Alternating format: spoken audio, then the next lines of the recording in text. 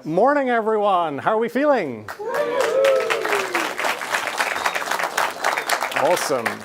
Welcome back to those of you that came for day one. My name's Elliot Graves. I help creators bring to life their immersive stories here at Apple.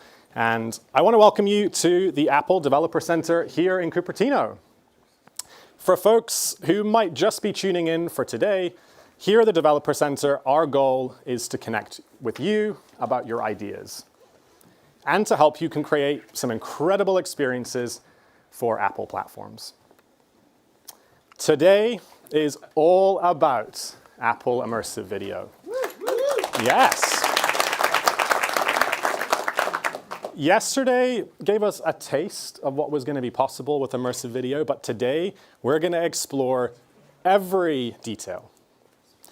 From the teams who have designed the formats, to the creators who are pushing their boundaries, and the tools that make it all possible. So, whether you're here to master the workflows, or just understand the craft, or simply just get inspired, there's going to be something for you. Now, as always, we ask that you please refrain, if you can, from doing your own recordings and live streamings. You're welcome to take photographs, of course, and some screenshots, but leave the video to us. And you are welcome to take notes. If you want to hop online and you're here with us in the room, you can get online with the Apple Wi-Fi network if you haven't already. For those of us in the audience who joined for day one, we hope you had a great time. If you missed it and you want to catch up, you can do so on the Apple Developer app, the website, or in fact, YouTube.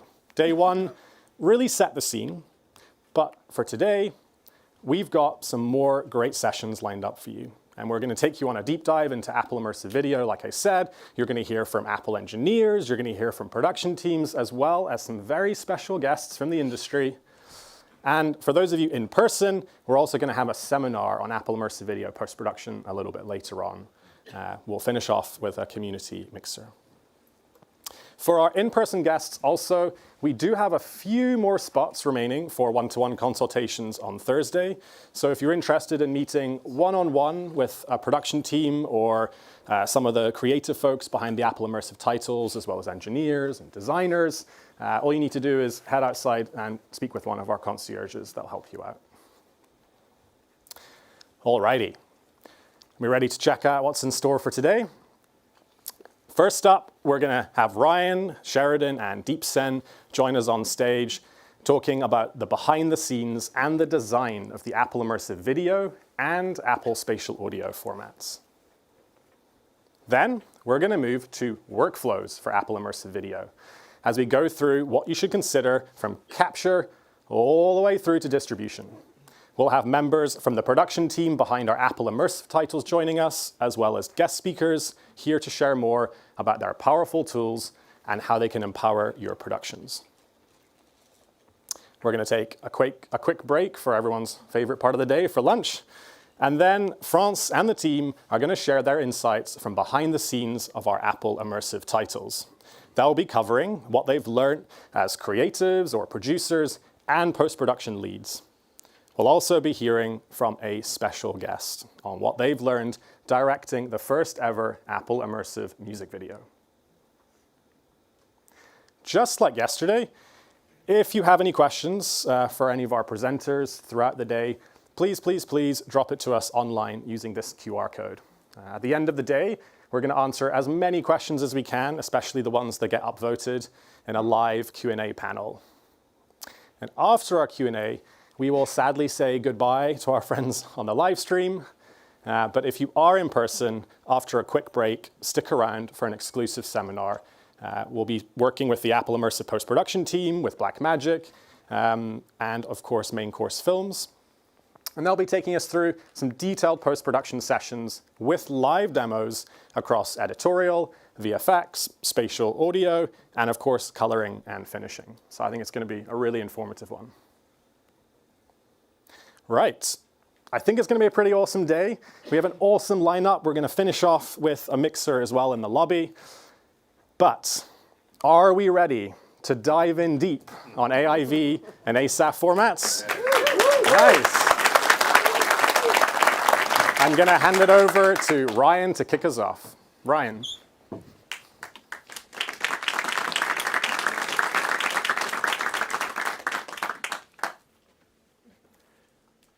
morning. I'm Ryan, and I lead the production ecosystem team for Apple Immersive Video. And I am so excited that you guys are all here. So our team partners with the AIV platform architecture team. These folks develop the feature-rich technology that enables Vision Pro to deliver magical experiences. Referencing these two teams helps us distinguish content production-focused elements from developer-focused playback elements of AIV. And today, we're going to talk about what makes Apple Immersive Video different from everything else. We'll start with fidelity of presence. The AIV ecosystem strives to capture, render, and deliver the world in perfect fidelity. And as a reference point, 2020 vision is considered to be that number, what the human can see. Remember it, we'll come back to it a little bit later. Next, peripheral FOV, or field of view. AIV delivers a field of view between 180 and 230 degrees. And there's a few reasons for this. The first, viewer comfort. Just like when you sit back, relax, and watch a 2D or 3D movie in Vision Pro, turning around to see something behind you doesn't feel very natural. So, to complete the experience, AIV uses amazing spatial audio technology. We'll go a little bit deeper into that with spatial audio in the next session. The second, suspension of disbelief. Beyond 180 degrees, AIV blends into the viewer's periphery. This helps maintain that profound sense of being there without reminding the viewer they're not actually there. And third is efficiency. By keeping pixels in the viewer's normal field of view, AIV maintains a higher sense of presence. Said slightly differently, each pixel is maximized for efficient streaming without compromising fidelity. The next pillar, dynamic bespoke projection. This is a fancy way of saying AIV has no default or standard projection. It's an interesting concept. This eliminates the need for converting clips to lat long before you start editing, saving production time, render time, and above all, storage space. You don't have extra files. So instead, AIV uses very short experiences that carry the unique lens metadata from the live action camera or CG camera that was used to create each clip. And last, and probably the most important pillar, is world scale. This is that innate human ability to sense distance to an object, reinforcing that feeling of being there. Since Vision Pro reprojects each pixel as it was captured, AIV is free from warping and stitching artifacts, meaning straight lines are straight and objects have natural roundness and accurate stereoscopic cues. To do this, Vision Pro needs highly accurate lens calibration data per shot. That data comes from the ILPD file, or the Immersive Lens Processing Data file. The ILPD file is a JSON, and it's only about 50 kilobytes and sometimes less. And despite that small size, the ILPD carries everything to accurately reproject every pixel in an AIV frame. So let's see how that works. Each lens of an AIV-enabled camera is individually profiled at the camera manufacturer's facility. You can think of this as the optical fingerprint of that specific serial number camera. This profile is then loaded into the camera and is added to every single clip it records. For virtual cameras in DCC tools, there's even a specific ILPD that parametrically defines an AIV projection specific to CG rendering. So using this ILPD, with Apple Immersive enabled post-production tools, we can eliminate the need for manual lens solving, terabytes of intermediate file generation, and easy compositing. The feet of your CG character hit the ground of your live background. And this makes visual effects workflows that much easier. So these are the fundamental pillars that make AIV different, but there's some other differences worth calling out. And first, we'll talk about capture size difference between AIV and 2D. Let's start with frame rate. At minimum, AIV is captured and played back at 90 frames a second. At minimum, AIV is 7200 by 7200 per eye versus our normal 4K size of 4096 by, say, 2160. And last, AIV is always stereoscopic. When you add this all up, you get a 44 times increase in the number of pixels required to achieve the benchmarks that we just talked about being there. That sounds like a really big number a few years ago. But thanks to ProRes efficiency, media extensions for codec developers, and Apple Silicon performance, your AIV editing experience should feel like 2D. Now, obviously, folks don't stream in their production and archive format. So in a moment, we'll talk about how to encode and package AIV for delivery. Having covered what makes Apple Immersive Video different, let's go a little bit deeper into how AIV delivers fidelity of presence. And a hint, it is all about acuity. Traditionally, we talk about videos in the K value. The problem is the K value tells us only how many pixels are inside an image container. It tells us nothing about what the viewer is going to see at the end of the day in Vision Pro. So it's not a very useful benchmark for AIV quality. So how do we define the resolution of an AIV file or format or experience? For that, we use the term acuity. And this term by itself doesn't really help. It's not that useful until we have a scale and a reference point. And for that, we use the eye chart. So whether it's the classic eye chart or the contemporary eye chart that most people in this room have seen at the doctor's office or the optometrist, the principles have not changed since 1862. And the important feature of any eye chart is that the letters are subdivided, the optotypes are subdivided into a grid pattern. And used correctly, the eye chart can tell us that someone with 20/20 vision, acuity, can perceive about 60 pixels per degree. It's an interesting number. From this, you can start to quantify that feeling of being there by using 20/20 as the benchmark and PPD as the scale. Fidelity of presence relies on perception of distance. How far into the world can we see? That perception of distance creates that innate sense of connection to the world around us. If you've ever seen a video of someone receiving corrective lenses or LASIK for the first time, and most of us have, you know what that connection is. You know the power of that connection. And that perception of distance is a core function of acuity. And acuity is measured in PPD, or pixels per degree. So how does all of this relate to content? We'll do simple. If you take a 180-degree lens and you put it on a standard 8K camera, you get a 24 PPD image, or about 2065 vision. Now, take that same camera and put your friend 25 feet in front of it. At 24 PPD, you might be able to tell the difference between your friend's smile and your friend's grin. But at 60 feet, that distance becomes a little different.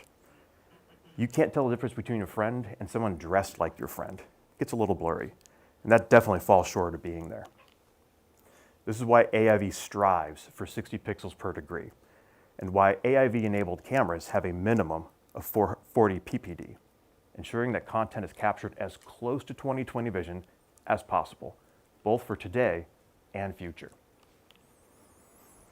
If you've ever had the pleasure of working in traditional 3D or VR, you know it's complex. The workflows are complex, the cameras are complex, systems are complex.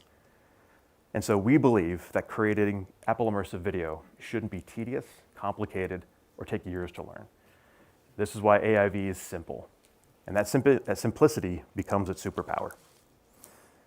So the AIV ecosystem was designed to be simple. I mean, really simple. Like all-in-one cameras that operate like a 2D camera that generate a single file. Workflows that feel like editing 2D, and an encode and delivery pipeline that feels normal. When something feels simple on the surface, it's usually fairly complex under the hood. And that's why we call Apple Immersive Video a compound format. AIV abstracts the complexity, starting with managing all the various types of metadata in AIV production, like the lens calibration we just talked about a second ago, or per frame motion data, and we'll definitely come back to that one a little bit later. Or dynamic transitions, video transitions rendered by Vision Pro in real time. And there's a few of these, and we do this for coder efficiency and also some really cool features of the format. Going a little deeper, let's look at the basic structure of the two AIV file types, production and delivery. Developers will recognize this as the QuickTime file format. Creatives, you'll recognize this as the MOV file. And just remember, they are one and the same. So it's worth noting that developers like Blackmagic chose to store AIV data in their own format, like BRAW. And also for visual effects workflows, AIV takes advantage of multi-part EXR. And so regardless of the file type that we use to store everything, a few fundamental things are always the same. All video, independent individual video tracks, audio tracks, along with all the per frame metadata, even USDZ assets, background assets, are stored and transported in a single file. This means everything is always in sync and always travels together. No sidecar files, no groups of files to keep track of. This makes AIV feel like working in 2D. So, quick example, a very simple example. You're an editor, and you may be working on the timing of a shot, and you're looking at a single lens view. But before you lock your edit, you want to very quickly verify that there's no smudge on either lens. So you quickly click a button, do your checks, and go back. Under the hood, the NLE is decoding two individual frames, two individual tracks. It's not a side-by-side file. This is just a simple example of how AIV keeps everything at your fingertips without unnecessary files cluttering your timeline. Traditionally, you'd have to link together a single file, a side-by-side file, and maybe something else like a proxy to make this work effectively. Now that we've talked about AIV production format using ProRes, uncompressed, or RAW, let's talk about AIV delivery, and specifically the AIVU file. Developers, once again, keep in mind this is QuickTime under the hood. I'll come back to media prep and packaging in a moment, but it's important to keep in mind that the AIVU file is intended for sharing and playback on Vision Pro. It's not intended for editing or archive. That being said, because it's QuickTime under the hood, as a developer, you could add editing support to your apps for this. So let's walk through how the AIVU file is built. First, the individual ProRes tracks are transcoded into a lightweight MVHVC video track. That MV means multi-view, or left and right views. And as the name suggests, it is a variant of the well-understood and highly efficient HEVC codec family. Next, uncompressed spatial audio tracks and associated metadata are encoded into lightweight APAC audio tracks. We hear more about spatial audio, the spatial audio format, ASAF, and the Apple Positional Audio Codec, APAC, in the next session. Both of these assets will come from your NLE if it's enabled with audio mixing or a DAW to do your final mix. Next is presentation track. This track stores all of the metadata that signals per clip dynamic changes, calibration changes, fade transition effects, the real-time effects in Vision Pro. You can think of this as a real-time EDL or real-time FCP XML. Developers, you'll know this as MEBEX timed metadata in QuickTime. And like audio, presentation track data comes from your Apple Immersive enabled NLE or DCC. And finally, the AMI file. This is where all of the camera calibrations, edge blends, backgrounds, and all the other AIV experience metadata is stored. This too will come from your Immersive enabled NLE or DCC. Now that we've talked about production and delivery formats, let's talk about best practices and the technology used to prep AIV media for delivery. Here again, the name of the game is acuity preservation. So first of the best practices to preserve acuity. This simply means not doing things that will negatively impact acuity, like converting AIV into other projection types like lat-long, or downscaling a camera source media file before the encoder final delivery. You let that happen in the encoder. Or shooting with excessively high ISOs in your cameras. Second best practice is image prep. This includes processes like image noise reduction that help with encoder efficiency, or even AI-assisted edge detail enhancement that can help preserve acuity when streaming at really low data rates. Now we'll get into the technologies that are specifically built to help preserve acuity for AIV delivery. And the first is foveation. This is a special imaging process and technique for preserving the most essential data while recording AIV image sizes or reducing AIV image sizes for encoding. Obviously, like we said before, it's impractical to deliver a nearly 11K by 11K image to Vision Pro. So we need to make this fit into AIV's target delivery size of 4320 by 4320 per eye.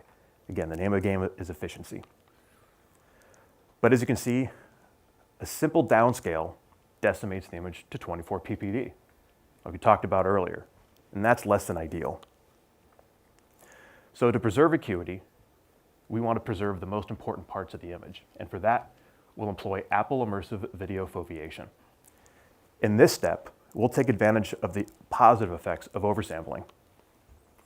And as Tim Dashwood mentioned yesterday, the goal of AIV foveation is not to achieve a specific PPD target, but instead, like the chart shows, it's to help you balance acuity and pixel preservation to meet your creative needs.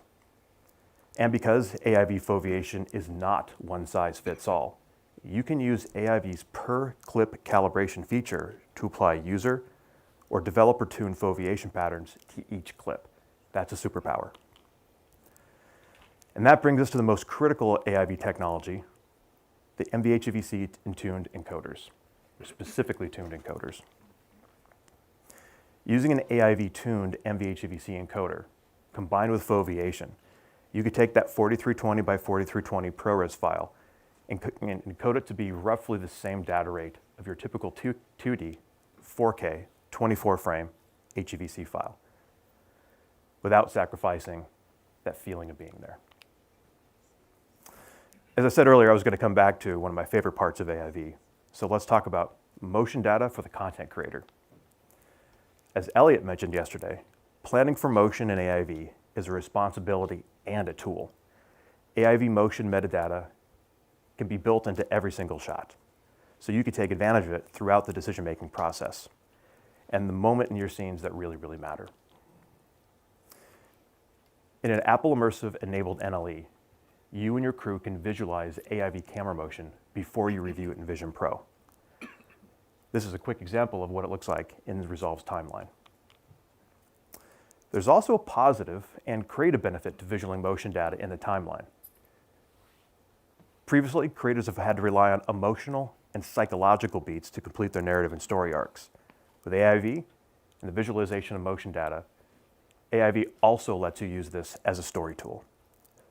By visualizing physical camera motion in your timeline, creators can craft better emotional beats and arcs to your story before even visualizing it in Vision Pro. And not to be left out, CG animation or CG content, animated content for AIV, has the exact same principles. Motion applies in both mediums. Needless to say, this is a lot of information, but to sum it up, delivering that feeling of being there requires a number of things. Really high standards, simplicity, best practices, and purposeful technology. But that is only 20% of the story. Audio is the other 80% of the immersive experience story. So to talk about Apple's new spatial audio technologies, I'll hand it over to Deep Sen.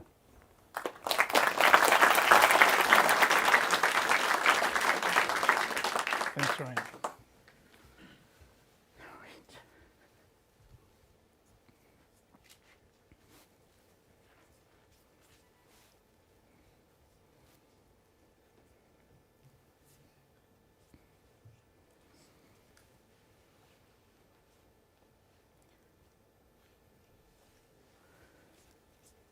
All right, well, thanks, Ryan. Good morning. I'm Deep, and I'm the lead immersive audio architect at Apple. This year, our team publicly released new end-to-end immersive audio technology involving a new audio format, the Apple Spatial Audio format, or ASAF, and a new codec called APAC. Today, I'm excited to give you an overview of this new format and the new codec, I'll also dive into the workflow a little bit and tooling to create content in this new format.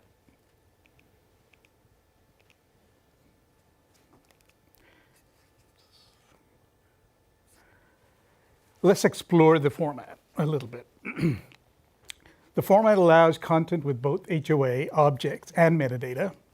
HOA microarrays allow accurate capture of 3D audio, and objects allow creatives to mold the sound field with infinite spatial resolution.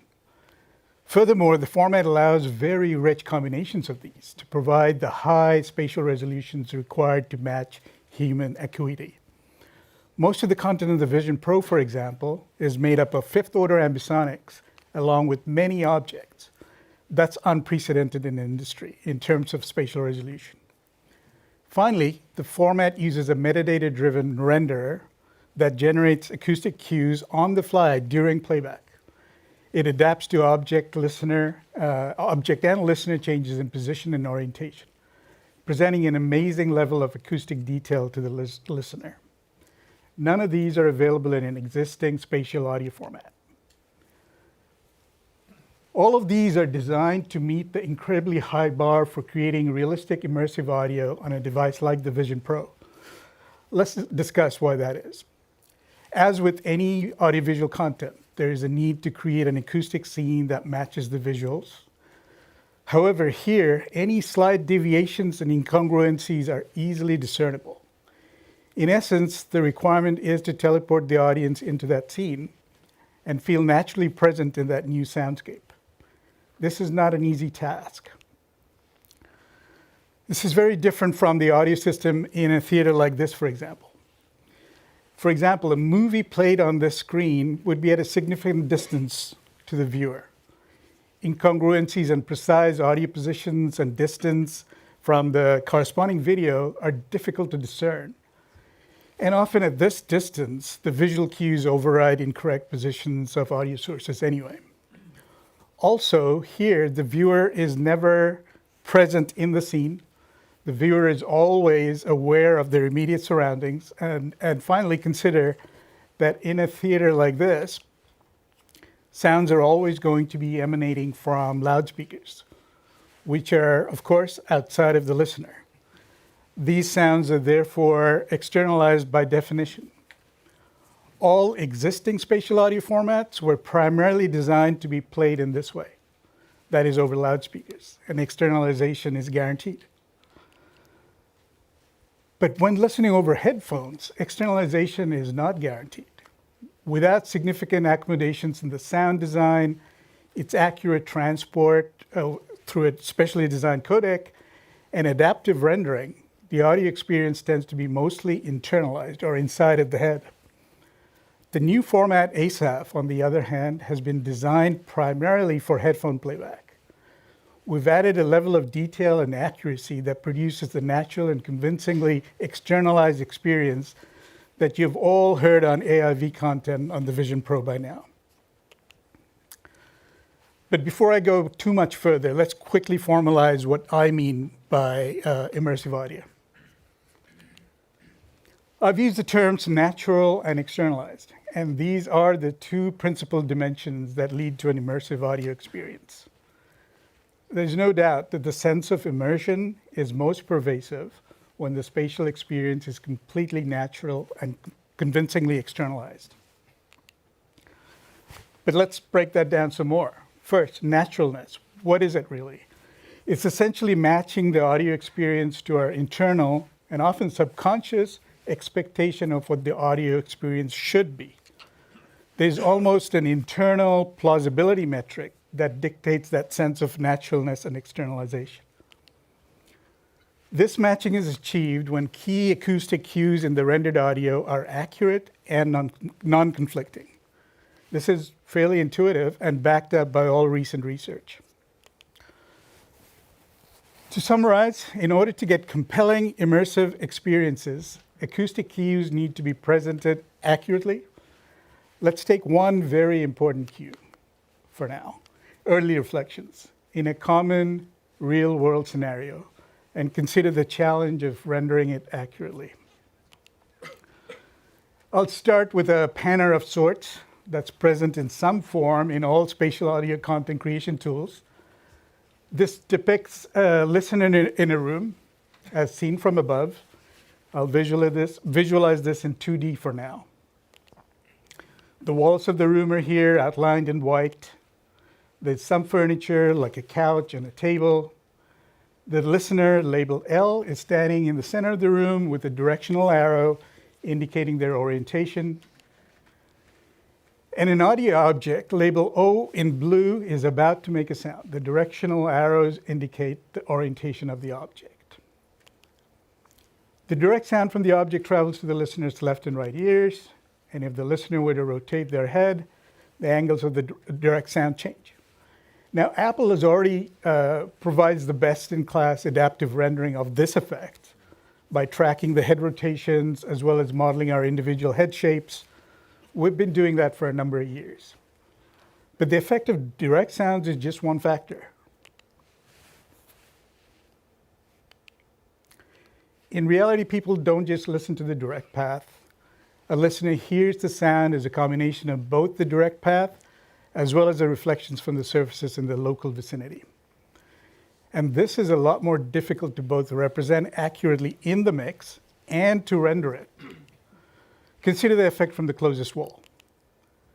It's useful to think of the reflection from the wall as a virtual object, reflecting the sound from the original source to the listener's ears. However, notice what happens if the listener rotates their head. The position of the virtual object changes. And if that change is not accounted for, an incorrect acoustic cue would be presented to the listener. Even though it might look subtle when considered in isolation, this will contribute to the overall inaccuracy that will at best reduce the immersion effect for the listener. That is, reduce naturalness and externalization, essentially reminding the listener that they're really not part of the scene. And remember, it's not just one virtual object that you have to account for. Unless the virtual soundscape is in free space, reflections have to be accounted for from many different reflective points. And what I showed exemplifies that these reflections change as a function of listener orientation. As such, they cannot be baked in as a constant into the content. Baking in these effects, however, is the norm in existing spatial audio formats. The reflections will also change if the object moves or if both listener and object move. And remember, this example is just in 2 dimensions, when the effect is really in 3 dimensions. And remember, reflections emanate not just from the walls and the furniture, they also come from the ceiling and the floor. If the Creative Mixer stored the effect in, say, 7.1 channel bed, the effect of the floor and ceilings are seriously underrepresented. It's not just the reflections, however, right? There are many other such acoustic cues that the listener is subconsciously expecting to match for each object. There are distance cues, there's the radiation pattern and orientation of each sound source, all of which change when the position of the object or the listener or both change with time. It would be almost impossible to precisely account for all of these manually and for hundreds of objects when creating an immersive audio mix. And if you do manage to bake in specific effects during content creation, you're at best only accounting for one possible listener position or orientation. It's impossible for the acoustics to adapt. This leads to unnaturalness and reduced externalization of the audio, which breaks immersion for the audience. Since no existing format supported this level of accuracy and adaptation, while also not having the required high spatial resolution, we built ASAF. To summarize, the new format allows metadata-driven, real-time rendering of critical acoustic cues that adapt with the listener's position and orientation. These acoustic cues are not baked in for object-based audio. Unlike other formats where the effects are manually generated and baked in during content creation, the effects in ASAF are computationally generated during playback. And all of this is powered by a new spatial render built into all Apple platforms. This means that the renderer used during content creation, say on macOS, will maintain artistic integrity on the Vision Pro. These powers are a key part of why this format can help you tell such realistic stories for the audience. And when it's done correctly, the listener is immersed into the scene, disassociated from both the awareness of the device and their immediate surroundings. Apple has already been using this in production for all of the Apple Immersive video content. However, the format is only one part of the technology. Most of the content shown here actually delivers that fifth-order ambisonics simultaneously with 15 objects and metadata to the end device. That is an industry-leading 51 number of LPCM signals. To transport this high-resolution spatial audio, Apple developed a brand new spatial codec. It's called the Apple Positional Audio Codec, or APAC. And the primary motivation for the development of the codec was to deliver high-resolution ASAF content. APAC is able to do this with very high efficiency, that is keeping the bitrate low. This also isn't just for the visionOS. APAC is available on all Apple platforms except watchOS. That content I mentioned, fifth order ambisonics and 15 objects. At 32 bits per sample, that's an 81 megabit per second payload. With APAC, we can encode this at 1 megabit per second with excellent quality. That's an 80-to-1 compression ratio, or 20 kilobits per second per channel. This bitrate can actually go down. The total bitrate can go down to as low as 64 kilobits per second while still providing head-tracked spatial audio experiences. Consider the fact that audio bitrate for transparent stereo music is 256 kilobits per second. That's 128 kilobits per second per channel. So how can you take advantage of the new format and the new codec? Well, let's go over the end-to-end workflow. To start, let's go over the tools to actually create ASAF content. Currently, there are two. There's the just-released Apple AAX plugins for Pro Tools. This is called the ASAP Production Suite. You can download the suite from Apple's developer portal for free. Go to developer.apple.com/download and search for spatial audio, or scan this QR code if you like.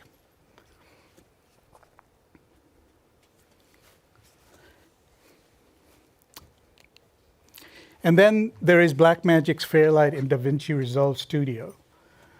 Both of these allow the creation of up to seventh order ambisonics in addition to hundreds of ASAF objects and metadata.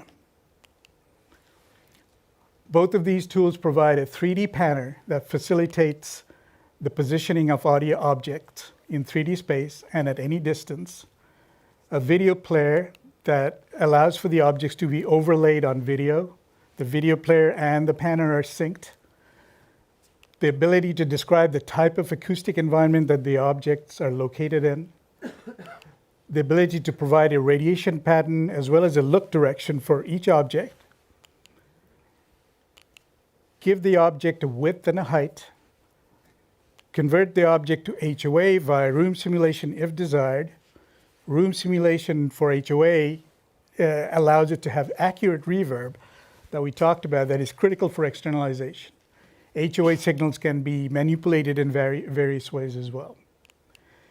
Tagging objects as music and effects, dialogue, or interactive elements. And finally, saving the entirety to a broadcast WAV file, or optionally also to an APAC encoded MP4 file. Later today, the Blackmagic team will talk about Fairlight, the professional audio production software that supports ASAF and is completely integrated with Apple Immersive Video. The Apple team will also briefly discuss the Apple Pro Tools plugins for creating immersive audio. I'll go through the end-to-end content creation and distribution process for ASAF. Content is created by the creative mixer, bringing in all kinds of microphone recordings and stems into the DAW tool. This produces a set of PCM signals representing a combination of objects, ambisonics, and channels, as well as a set of time-varying metadata such as position, direction, room acoustics. The Creative Mixer is able to listen to that mix by rendering the PCM signals and the metadata. And once the Creative Mixer is done, of course, there's a representation of the format, which are the PCM signals, the metadata, and also the renderer. But it's assumed that the renderer is present in the playback device, so it's really the audio format is really made up of the PCM and the metadata. This is saved on that broadcast WAV file and then encoded using APAC and subsequently converted using HLS tools to a format that's suitable for streaming. On the playback device, that fragmented MP4 is decoded into the PCM and metadata, ingested by the adaptive renderer, which also gets the position and orientation of the listener.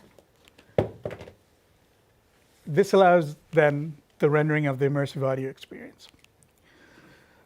To summarize, these tools provide the creative artist with the ability to create both live and post-produced ASAF content using objects, ambisonics, as well as channels, and a combination of all of these. Ambisonics allows a tremendous capacity for live capturing of soundscapes using microphone arrays.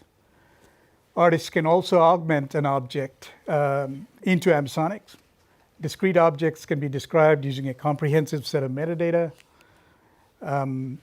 Multiple alternative audio experiences can be created and delivered in the same APAC bitstream, allowing the audience to select and personalize their experience. And the rendering produces key acoustic cues accurately and adaptively and directly to headphones without a need for intermediate virtualization to loudspeakers. And all of this, especially the ability to efficiently transport spatial audio with industry-leading resolutions, is facilitated by the new codec, APAC. All right, so that brings me to the end of my presentation. Remember, audio is at least 50% of the experience. I hope you're encouraged to dive in and get immersed. Well, that is, dive into creating compelling soundscapes with ASAF and APAC. We're not quite done with audio just yet. Later today, Tim Amick will talk in more depth about post-production, and both the Blackmagic team and Apple team members will discuss ASAF tooling. And with that, I'll hand it back to Elliot. Thank you. Thank you very much, Deep. That was awesome. I hope we all feel suitably versed in AIV and ASAF now. They're pretty cool formats, super powerful under the hood, but I think what gets me the most excited about these are how they're taking some of the heavy lifting out of what was the creative process. We can take all that time that we used to, wrangling files, cameras, audio, spatial audio, and we can put all that time now into the creative process. So hopefully that will make your stories even more compelling. Now we're going to take a little wee break and see you back here in 10 minutes, hopefully give you a little moment to digest some of what you've heard. Thank you.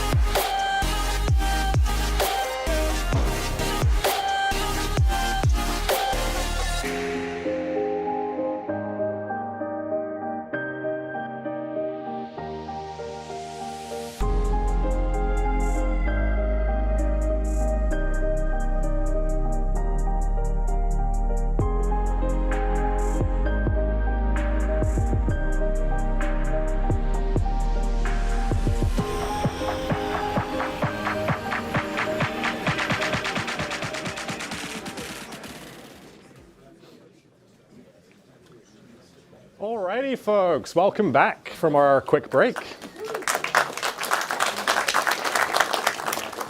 So far we've seen how the formats work, but now we're going to explore how we can use them to bring to life our work, and that's going to happen in your production workflows. So in this next session, we're going to look at the workflows that make Apple Immersive Video possible. We're going to start with capture and with audio, and then we're going to hand over and hear from some very exciting industry folks who have come in to share more about their tools. But to kick us off, I'm going to invite up to the stage Austin. He's going to share some of his incredible insights about setting up your capture workflow for success, and I think you're going to love it. Austin. All right. Thank you, Elliot. My name is Austin Novi. I'm an Expedition cinematographer within the Apple team, and I've worked on a handful of Apple Immersive titles, specifically wildlife. So my background comes from, thank you. My background comes from the natural history and expedition world, and I specifically work in remote location and complex filming scenarios. Like down here in the Bahamas, 40 feet below the surface, or like here in the Canadian Rockies, where even the simplest task, like swapping media or defrosting a lens, can be almost impossible or feel impossible. Or even under here in the beautiful, powerful waves of Tahiti. Immersive content allows us to bring the viewer with and share mesmerizing views like this with the entire world. So, how does our team do this? And where do I begin with prep so that the creative teams can depend on me for getting the shot? Today, I'll walk you through how I would approach the prep and workflow as if the show has just been greenlit. I want to make sure that I'm ready for whatever the director throws at me. With that, I'm going to start with discussing camera prep, kit out, then cover some key grip and equipment decisions. And then, briefly, talk about something which is often overlooked, dailies. So let's start with packing the camera. While the camera is beautiful, for it to leave the backpack and be useful, there are a couple things I'm going to absolutely need. And the first is power. For expedition shoots, I'm thinking about a small footprint. And many times, scheduling is last minute, so I need to be able to have a travel-safe battery, so under 100 watts is a must. Stackable B-mount batteries are a super nice option because they allow the backpack to come in and out, the camera to come in and out of the backpack. Like you heard from Deep, I'm absolutely going to want to make sure I can capture great spatial audio to help the team in post bring the scene alive. For that, I typically use a Zoom F6 and a VR microphone because the straightforward 4-channel ambisonics are easy and fast to deploy. Power it from the camera via USB and you're off to the races. Now, it's always really awkward when you have to explain to a director you forgot the media. So, you have to make sure you bring it. It's not a good conversation. So, you got to bring enough media that you can prioritize the moment. If a wolf or an elephant walks by, you don't want to stop rolling. I'd likely be packing something like the 16 terabyte media module. But an important note is those long media modules will lead to long download times in Dailies, so plan for that. Now, if there's one thing I've learned over the past handful of years working with these cameras, it's take time to prepare. As much as the post teams who are here love hearing fix it in post, that sentiment, taking time to plan your shots and fix your horizon are excellent, and shooting with intent will get your creative to another level. And when planning for media and power in the field, I always recommend to overpack what you think you need. Because like Mother Nature, when things are good, they're great. And I can confirm that batteries and media storage are the last thing on my mind during this circumstance when a tiger shark is micromanaging. Okay, so now let's say we're out in the field, but you need to be able to see what you're capturing. That's where monitoring comes in. So how do I do that? Well, Like here, if I'm out in the field and just have a few minutes to deploy, and the helicopter gives us a few minutes to get out and then get back in, using the LCD, the internal LCD wing, is an excellent mobile option. Access is limited, your footprint needs to stay small, and I can't go set up a small HD. While the small, nimble setup is nice, you may have some aerial days coming up, or simply your production team no longer wants to look over your shoulder at the small LCD. Sharing the frame, let's discuss a few additional monitoring options out of the camera so you can have a couple SDI choices. The most common on-set monitoring is going to be a single eye. This will be fantastic for heli work, gimbal techs, crane techs, underwater ops, and all other on-set displays. Small HD gives you the ability to punch in on an image for precision, on focus, and confirming that the sound mixer is out of frame, like Alex, who you'll hear from soon. Now the dual eye. The dual eye can be very important too when you're checking that the lens is complete consistency from flaring and that a bug is not crawling over the right eye but not the left eye. But you want to avoid a bug on any of the eyes, I'll tell you that. So, moving beyond the simple setup that I use most of the time, let's chat about the fun equipment we can add to production. Like Ryan said earlier, simplicity can be very significant. The tripod is the most used tool for the majority of our content here on Apple TV+. This allows the viewer to really take in the immersive scene, gives the viewer the ability to creatively explore the entire field of view without being directed one way. This allows the audience to stay connected with the simplicity of the tool. But who doesn't love some aerials? For heli work, we've worked with pilots and techs all over the world to bring the immersive skies to you. We've worked with numerous companies and partners to build special adaptations for our Apple Immersive experience, like pictured here, the immortal phoenix head. We've tested in some of the toughest conditions that Mother Nature would throw at us. Of course, other aerials, like heavy lift drones, provide a much more attainable and cost-effective presentation, like here with Lightcraft for Arctic surfing. We used the Alta X and a Movi Pro as we flew through moving conditions in the Arctic, but it's very important to keep in mind that with cold weather and something like the Alta X and a payload, our battery time is about 5 minutes from start to finish for a safe flight. So keeping that in mind is really important. So because of the wide field of view for Apple Immersive, it's also important to keep in mind that with the Alta X, the final footage, if you want to get the blades and the boom out, you'll have to plan for that VFX cost. But there's other custom heavy lift FPV drones, like pictured here from Revered, that have top-mounted drones that allow you to avoid that VFX post. Now, here's another aerial shot. Using cable cam, we're able to get both vertically and horizontally without being able to scare the wildlife. And we can get as intimate as possible.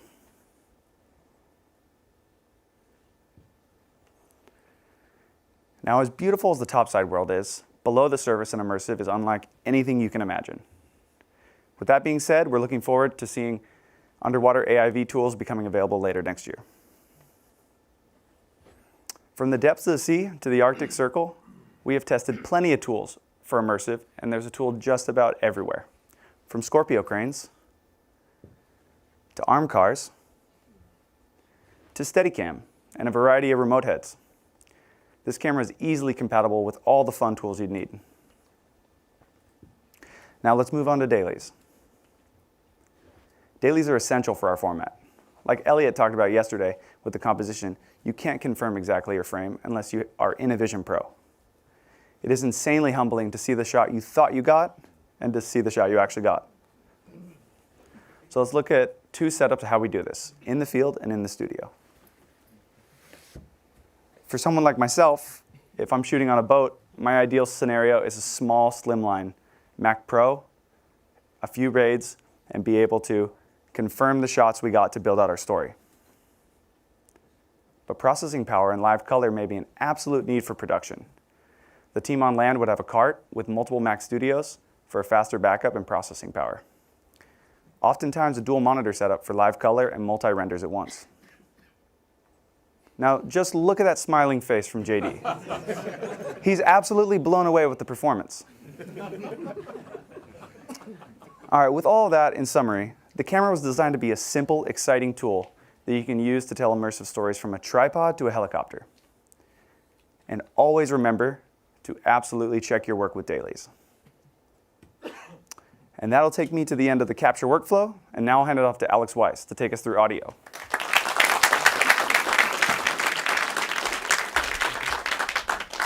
Thank you, Austin. All right. Hello, everybody, and welcome to the other half of film production that usually gets about 10% of the attention and 0% of the glory, audio. I'm Alex, and I am the audio lead on the Apple Immersive video post-production team.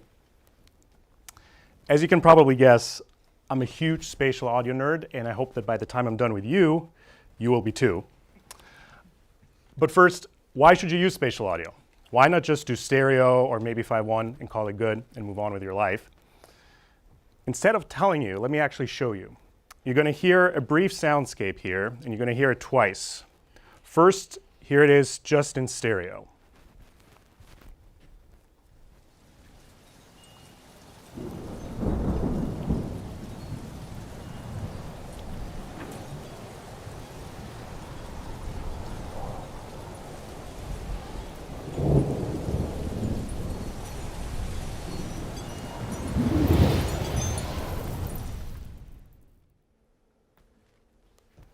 All right, that was pretty cool, but you could probably tell it was all just sort of like stuffed right into the front. So let's do this again, but this time you're going to hear it from all the speakers in the room, so not just in front of you, but also to the sides, behind you, and even above you.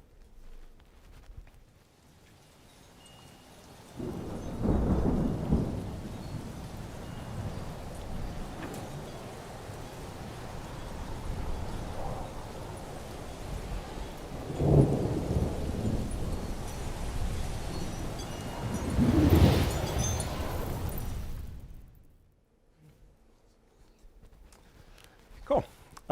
I hope you agree that the second version was probably a lot more immersive and really pulled you into the scene. If not, that would be a problem. But yeah. All right. And the reason this is because spatial audio builds immersion. I'm obviously biased, but I think it's one of the best ways to place the audience into your world. Now imagine being able to do this on your own projects, without any of these fancy speakers, just with a pair of headphones. With binaural audio and the power of Apple Spatial Audio, you can do that. And it's something that I'm really, really excited about because it finally makes spatial audio accessible to everybody. Creators like you only need a pair of professional headphones. For obvious reasons, I'm partial to AirPods Max. Consumers can also use headphones or even just the built-in speakers on Apple Vision Pro. All right, so with the sales pitch out of the way now, how do we actually do it? Let's take a bird's eye view of our workflow. Our journey begins with acquisition, meaning recording audio on set. From there, we travel to post, specifically sound editorial. This is where you assemble and layer all of your sound elements. And finally, there's the spatial mix, where all the sonic elements come together. So let's start with acquisition. As Austin mentioned, it really pays off to record ambisonic spatial audio from the camera's perspective, particularly in documentary-style filmmaking. It will capture your entire sonic environment with the right spatial position and perspective, matching the camera. That can provide a bed, a sort of spatial glue of sorts, that will provide the foundation on top of which you can then layer additional sonic elements. If you're familiar with the Apple Immersive Wildlife series, the team actually did a really, really fantastic job recording great spatial audio. If you go back and listen to any of these episodes again, you will hear these recordings on almost every shot. Here's production sound mixer Doug shoving a microphone in an elephant's face. And what may not be readily apparent is that is actually an ambisonic microphone. Later in post, you can still decide to just use one channel if you want to, but that way you have options in post. Now, when you think of spatial microphones, you may be picturing bulky and sort of weird, strange-looking mic arrays that are gigantic and that you're going to have to schlep around your set. The good news is that's not the case at all. There's a great variety of good ambisonic microphones on the market, all with a similar form factor to regular shotgun microphones. And these microphones are really just a sampling of what's currently on the market. So the good news is you really have options. So choose what's best for your needs and budget. All right, great. So we set up our spatial mics. We're capturing everything exactly the way we want to. So we're done with acquisition. Time to move on to sound editorial. Except we're not quite done. Mono recordings still matter. There's this sort of preconceived notion that with spatial audio, you just set up your mics and everything will sound lovely and crisp and exactly how you want it. Unfortunately, that is not entirely true. So the idea here is not for your spatial recordings to replace tried and true mono production sound techniques, but rather to augment them. So if you have any dialogue in your scene, record it as individual close mono sources in addition to spatial. For immersive, that will usually mean that you have to prioritize individual lav mics, like the one I have right here, since it may be hard to hide a boom outside the frame due to the wide field of view. Between your mono and spatial sources, you now have the best of both worlds. Your mono sources will give you rich definition, clarity, and detail, while the spatial recordings will fill in the gaps of mono by providing sonic depth and perspective.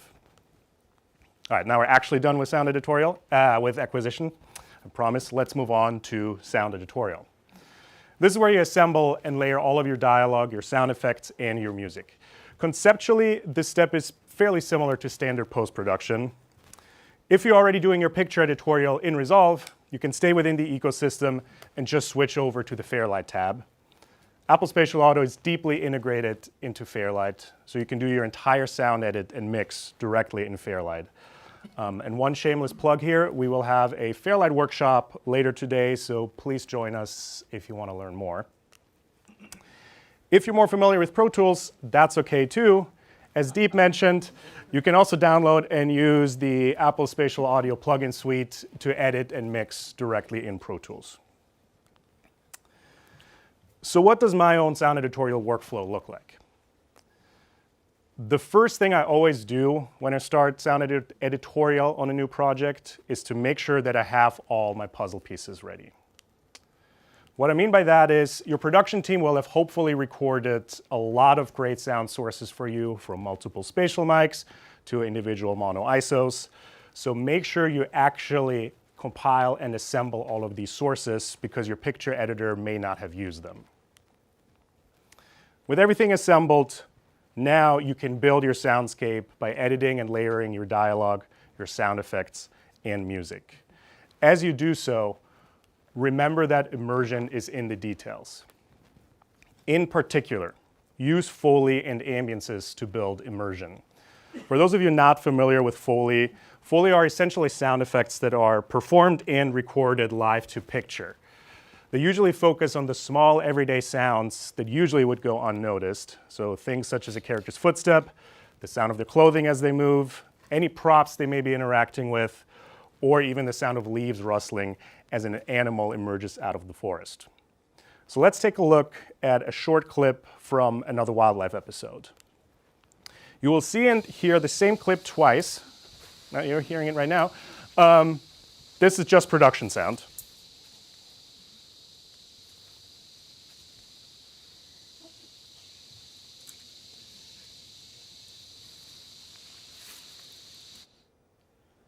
Okay, so you heard more or less everything is there, but it felt maybe a little bit puny, a little thin. Especially, remember, right now you're watching this in a movie theater, but ideally you'll be watching this in Vision Pro, so you'd be fully immersed. Our hero would be right in front of you, so it feels a little bit thin. Also, if you listen closely, you may have heard Austin actually breathe from right over there. That's something that happens a lot with spatial audio, get used to that. So let's listen to it again, but this time with the same production sound, but now also with Foley and ambiences layered on top of it.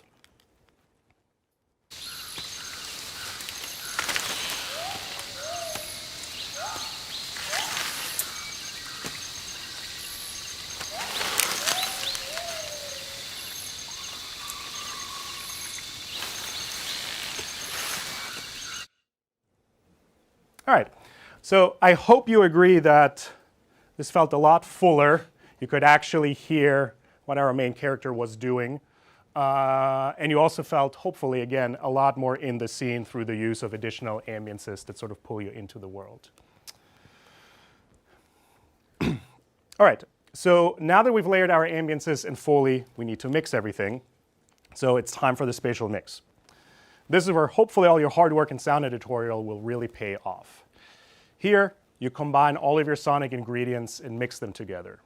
Most importantly, this is where you spatialize all of your sound sources. So far, our workflow has been fairly similar to 2D, but here we really depart from traditional workflows. If you're familiar with the regular 2D workflows, you know that a lot of your mix will live in a center channel behind the screen. It's basically the central anchor that ties your sound to the flat picture screen. In Immersive, be careful with that. Remember that the audience is no longer looking at a flat screen in front of you, they are inside your scene. Because of that, they expect spatial cues to work like in real life. There is no notion of a center channel anymore.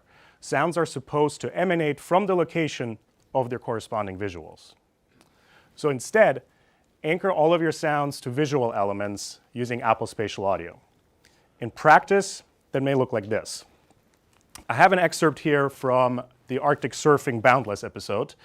This is probably the kind of frame you're used to seeing. It's just regular lens space. But for this demo, we're actually going to work with a slightly different visual representation. Here's the same frame unwrapped to what we call equirectangular. This allows us to place sounds not just onto the actual picture, but also behind us by placing it on either side of the frame in those black sections. More on that in our workshop. So for this demonstration, I pulled out just all the sound effects of the ocean and a little bit of wind. I think those 3 blue crosshairs you can see there. But each of these crosshairs that you see on screen here is the location of one spatial object.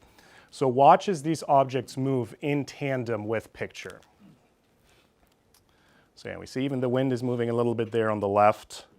And then for this shot, watch what happens right here as the wave passes us and then even goes behind us. Then all the sounds of the waves are converging again, moving again, and one more time, every single tiny little crosshair you see there is one part of the wave that moves along the screen. And then as we get closer, we put a little bit more behind us for even more immersion. And finally, remember that this is a binaural medium. Your audience will experience your mix either through headphones or through the 2 speakers on Apple Vision Pro. So make sure that you actually mix on headphones and not just on speakers. It's the only way to make sure that your mix actually translates, not just with regards to perspective, but also dynamic range. In the same vein, make sure to regularly review your work on Apple Vision Pro. It's a theme you're going to hear a lot today. It's the only way to accurately judge distance, perspective, and the positioning of your sounds. And with that, we've made it to the end of our workflow, and our project is done. So what have we learned? First, make sure you record both mono and spatial on set.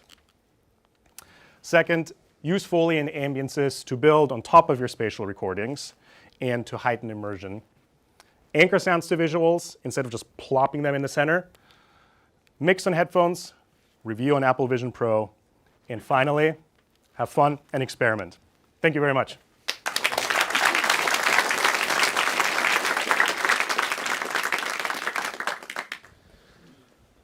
Awesome. It's funny to see that classic kind of camera and sound op banter brought up to the stage, so I hope you enjoyed that just as much as I did. So we've heard a little bit about the workflows from capture and audio, but I think one of the most important and perhaps most powerful aspects of Apple Immersive Video is how it can be built into an ecosystem. One that, like I said earlier, enables you to stay focused on that creative process. And that starts perhaps with building Apple Immersive Video into one system that can take you from capture all the way through to your delivery. Here to tell you a little bit more about that and to start this little chain of industry speakers, I'm going to hand you over to Dave from Blackmagic Design. Thank you, Elliot. Hello, everybody. My name is David Hoffman, and I'm the Business Development Manager for the Americas at Blackmagic Design. I'm excited to be here today to discuss some of the new and unique tools of immersion media production and how we at Blackmagic Design have worked closely with Apple to make this new medium as easy to use as possible. Blackmagic Design is dedicated to building the highest quality creative tools to be affordable to everyone. Everything we do is from the perspective of supporting the creators in their process. With over 200 products, 14 plus categories, Blackmagic Design delivers industry-leading tools for creators. Blackmagic Design saw the opportunity to support immersive content creation by providing the next generation of tools it would require. We partnered with Apple to develop a complete end-to-end production solution, starting with this revolutionary camera and moving through the creative process in post-production pipeline seamlessly with enhancements to our award-winning software, DaVinci Resolve Studio. Our goal is to make it as effortless and easy as possible for creators to get from concept to delivery, all while providing the highest quality content experience to the highest quality immersive viewer, Apple Vision Pro. The entire process starts with acquisition. The Blackmagic Ursa Cine Immersive is the world's first commercial camera system engineered specifically for capturing immersive content for Apple Vision Pro. Based on the Blackmagic Ursa Cine platform, it shares a wide range of sophisticated technology found across all of the Blackmagic Design Ursa Cine cameras. It then builds upon these with a range of tools specific to the immersive creation process. We've heard a lot about that in our previous statements and presentations, but now we're going to talk about a few of those things up front here. So the most obvious difference is the 180-degree plus calibrated lenses. These lenses are calibrated at the factory to establish the relationship between the lenses and the dual 8K sensors underneath. This begins the creation of the lens space. This calibration is embedded into the metadata and travels with the file throughout the process right down to the point of consumption on the Apple Vision Pro. This creates the pixel-accurate representation that is immersive media. While shooting, UI tools are given to the creator. This allows for the creator to view the left or the right independently or together while shooting, as well as giving a reference of what the angles are that they're shooting. To ingest the media into Resolve Studio, you can work directly off the media modules in the camera via Wi-Fi, Bluetooth, or the 10G Ethernet connection on the camera. The modules can also be inserted into the Blackmagic Design media dock. Once the media modules can be directly mounted as an SMB file, and work can be collaboratively done by all of the connected creators with no need to copy the media to additional drives. When Apple Immersive Video Clip is selected, the codec parameter in the header of the metadata panel will indicate that this is an immersive video, alongside its native frame rate and resolution. Additionally, a 3D icon in the lower left corner of the video thumbnail also confirms its status as a 3D clip. DaVinci Resolve Studio is Blackmagic's designed comprehensive post-production software that seamlessly integrates editing, color correction, visual effects, motion graphics, and audio post-production into one complete suite. With DaVinci Resolve Studio 20, a wide selection of tools have been added to address the unique requirements of immersive media production, such as the immersive viewer for 2D presentation. This allows the creators to look at the media in a 2D platform if they don't have the Vision Pro available to them to look in context. But if you do have an Apple Vision Pro available, you can do a live preview as well, directly from several of the tools within DaVinci. Integrated Apple Spatial audio format immersive audio mixing is also included. A video background track support is provided.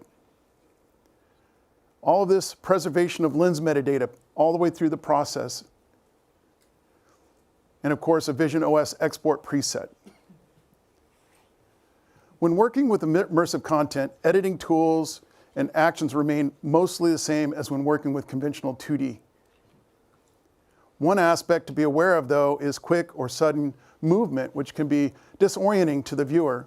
As Ryan talked about in his earlier presentation, having this data visually available to you allows for you to graph the X, Y, and Z acceleration and gyroscope position values and objectively demonstrates to you, the creator, where camera motion and movement may be too strong. Editors can use this information to avoid using disorienting sections of footage. Background refers to the area that the observer will see when they look beyond the parameters of the immersive content. By default, this area is black, but you can insert custom background imagery in a USD-Z format using the background track. DaVinci Resolve Color is Hollywood's most advanced color corrector, the full set of tools available to the immersive creator. A couple of the other tools, though, that add to this are using Edge Blend. And the Edge Blend mode is exclusive to the immersive content. It allows you to adjust and soften the perimeter of the immersive video frame. This can be used to hide visible film equipment and to limit the observer's field of view. Beyond this edge, the observer will see what's on the background track. Another thing is you can quickly now perform rotations and flips in the immersive world pose with a simple click of a control. As we've mentioned several times before, now you're operating really with one file, and the ease of that use is not synchronizing multiple files. So now you can do these conforms or these transforms pretty easily with just one click of a mouse. On the Fusion page is where you can create cinematic visual effects and motion graphics. It's built into DaVinci Resolve Studio and features a node-based workflow with hundreds of 2D and 3D tools. Here are just a few of those immersive specific tools in Fusion. There's the Immersive Patcher tool. This allows you to temporarily undistort a section of an immersive clip. This allows for easy tracking, painting, and compositing on a flat plane. Once finished, you can redistort the immersive signal and integrate that newly composited element back into your scene. In the Pano Map tool in Fusion, there's now an immersive option. This will allow you to change from the spherical mapping layout to or from other formats, such as lat long. Spatial audio is transformative sound technology, as we've just heard. This creates a three-dimensional listening experience. It uses advanced algorithms and object-based mixing to position individual sounds in a virtual space. Fairlight allows for precise placement of voices, instruments, and effects, enhancing immersion. With head tracking, the soundscape dynamically adjusts the viewer's movements, anchoring audio to the active environment for a more realistic experience. DaVinci Resolve Studio's Apple Spatial audio format support lets you accurately place sound sources of any channel format in both the horizontal and the vertical planes to create that immersive multi-channel mixes for Apple Vision Pro's video format. This integration means you can use Fairlight's 2D and 3D spherical panning, as well as Fairlight ambisonic effects plugins, metering, and compatible AU and VST plugins.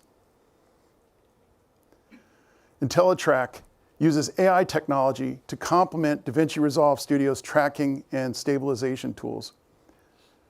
IntelliTrack can be applied to the Fairlight page in DaVinci Resolve Studio for audio panning inside your projects. It's possible to stream Apple Vision Pro to Apple Vision Pro from the Edit, Color, and the Fusion pages.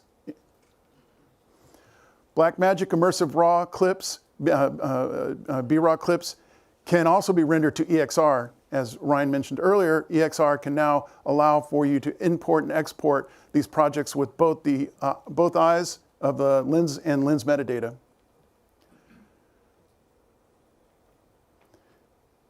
In the delivery page, there's two render settings that allow you to render Apple Vision Pro files for review and for final delivery. There's the Vision Pro Review, which creates a small MVHEVC package for review purposes. And then there's the Vision Pro Bundle. This creates a large ProRes file bundle which can be archived or processed in Apple Compressor to prepare it for playback on Apple TV. Once processed, the final file can be airdropped directly to your target Apple Vision Pro, or it can be placed in the library of your Apple Immersive Video Utility, or AIVU. So what's next? Well, a high-quality, playable encoding solution that is optimized for immersive video will be added to the workflow soon. This will ensure you can get even higher quality results for your content currently in production or your future projects. I want to thank you all for your time, for allowing me today to explore some of the exciting new tools that Blackmagic Design is bringing to the world of immersive media creation. For more information, please visit our website, blackmagicdesign.com. Also join our worldwide community of users in our forums at forums.blackmagicdesign.com. Thank you again, and enjoy the rest of your program.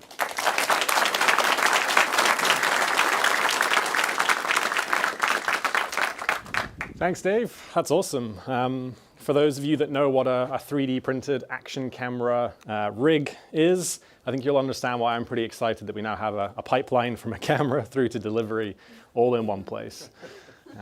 But like we've seen a couple of times earlier today, reviewing our content from our shoots is really, really important in Vision Pro. And one of the primary ways we'll get there is through Dailies. Now, Dailies perhaps used to be somewhat of a luxury, but with immersive media production, they're turning into something that are pretty essential. So I'm going to hand over now to Brendan from Colorfront, and he's going to tell you a little bit about what they've got cooking up. Brendan.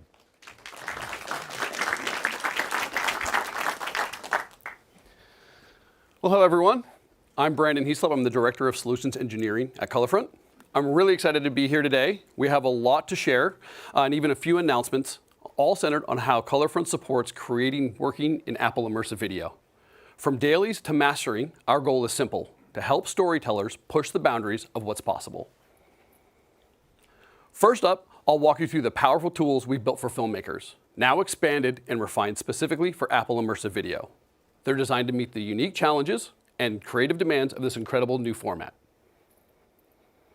Next, we'll look at how our technology is shaped by over 2 decades of real-world experience across everything from traditional film and television to Apple Immersive titles, helping top creators bring their stories to life with confidence. Then we'll look at performance at production scale, how we deliver the speed, the reliability, and the flexibility needed to handle rendering across a real-world production. And finally, a new update that will take things just a little bit further. So let's take a closer look at the software powering these workflows. Because when it comes to Apple Immersive Video, creators don't just need tools, they need the right tools. Purpose-built, field-tested, and designed to make the complex feel effortless. All of our software runs natively on macOS, fully optimized for Apple Silicon, built to deliver top performance on systems like the Mac Studio Ultra. Let's start with our app, Onset Dailies. This is where the story begins. In all filmmaking workflows, including Apple Immersive Video, it's essential to view footage as it's meant to be seen. And to make that possible, you need dailies. Every day, teams need a fast, trusted way to review what was just captured. Colorfront Onset Dailies delivers a streamlined, color-accurate workflow, so what you see on set is exactly what your audience will experience in Apple Vision Pro. Next up is Transcoder, our platform for mastering and final delivery. This is where everything comes together. Whether it's Apple Immersive Video or high-end formats like IMF and ProRes, Transcoder gives creators the total confidence that every frame is delivered with absolute precision. From the first color decision to the final export, it's built to meet the highest industry standards of quality and performance. Both of these tools are built on Colorfront's industry-leading color science and media processing powered by the Colorfront engine. It's the same foundation trusted by the world's most demanding productions. From Hollywood blockbusters to immersive originals, creators rely on our technology because it delivers with consistency and stunning visual fidelity. And it's not just powerful technology, it's award-winning technology. Colorfront's innovations have been honored with scientific and technical awards for both the Academy of Motion Picture Arts and Sciences and the Television Academy. It's a powerful validation of the work we've done and the work we will continue to do to support the world's top creators. It's trusted every day by Apple TV studios and other major studios such as Disney and Sony Pictures, along with top post houses like Company 3 and Picture Shop. They power the day-to-day workflows of the industry's most trusted teams. And if you've seen Severance, you've already seen both our tools in action. Our tools also support Apple's own content creation, powering immersive experiences with the highest quality workflows. And this isn't some future vision, it's happening right now. If you've already seen the Apple Immersive title, Metallica, you already know what I'm talking about. And if you haven't really seen it yet, then you really should. That was the foundation. Now let's show you how it all comes together, built for the way creators actually want to work. For over 15 years, we've been on the leading edge of dailies and mastering color workflows, including stereo and immersive, building intuitive tools that help storytellers bring their stories to life. With Colorfront, the technology fades into the background so creators can focus less on the process and more on the storytelling. But what do these tools actually look like, and how do they fit into a real-world workflow? Here's a look at our application, Onset Dailies, and Transcoder. Everything is presented in a simple, intuitive layout, giving creators the tools they need for mastering and dailies right in one place. It's designed to be powerful but not overwhelming, so the focus stays on where it belongs, on the creative work. Here you can see many of the key tools from Onset Dailies. We have full support for color workflows, including ACES, CDL, custom LUTs, and Colorfront engine pipelines. Real-time color controls for precise adjustments. Waveform and analyzer tools for technical validation. Volume metering for checking your sound sync and levels. Real-time visual playback in the GUI and on the SDI monitor out. And every clip in a lab role available at a glance. It's everything a creator needs in one simple interface. As you've learned this week, metadata is absolutely essential to Apple Immersive Video, and it's a critical part of our workflow. Colorfront captures, displays, and carries forward rich metadata, preserving critical information from set all the way through post. Every parameter, from camera settings, color science, to immersive playback attributes, travels with the media. That means accuracy and consistency are built in. Well, here's a bit of a closer look. Among all the metadata, notice the Pro IM data, captured directly from the camera and unique to Apple Immersive Video.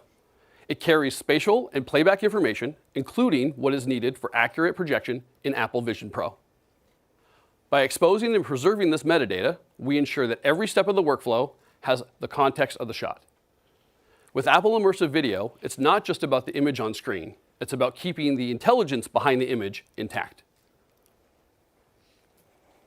Now let's talk about what it takes to deliver at scale. We support two key outputs for Apple Immersive Video. The AIVU for instant playback in Apple Vision Pro. It's fast, immersive, and perfect for immediate review and final delivery. And the ProRes IM for offline editorial workflows, giving creators what they need without slowing down the creative process.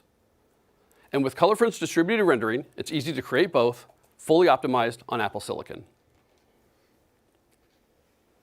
But here's what's really powerful about Colorfront. Rendering doesn't have to happen on a single machine. With distributed rendering, workflows scale seamlessly across multiple systems, whether that's 2 or 10. It's exactly how many of our customers work, including Apple's own productions team. And if you saw the Dailies cart in the hands-on area yesterday, you've already seen the cart in action. Rendering is often one of the slowest parts of the workflow, tying up a single machine for hours. With Colorfront, it's different. It all starts with our render queue, where every job and every system work in sync. Rendering is distributed across the network so productions can move faster, scale smarter, and stay in the creative flow. What does that result in? Up to 300% faster performance, turning hours into minutes. A 70-minute lab roll might take over 5 hours to process on a single machine. But with 4 systems running in parallel, it's done in 1 hour and 15 minutes. That kind of speed does more than just save time. It drives the whole creative process forward. And one more thing, going further, we're not just focused on speed, we're focused on quality. And today, we're excited to announce something new. We're adding the main concept immersive encoding library to our platform. This brings even greater video quality and performance to Apple Immersive Video, giving creators the best possible output, backed by one of the most trusted names in encoding. This technology is trusted by the industry across cinema and broadcast to deliver world-class results every time. It's built right into our software. It's seamless, integrated, and ready to go. There are no extra steps, no added complexity. At the core, efficiency, reliability, and precision are built in from day one. You can review your ProRes IM bundle and encode it for distribution at the highest quality possible using transcoder with the same visual fidelity as the Apple TV app. So whether you're reviewing dailies or delivering for the final master, you can move forward with confidence at every step.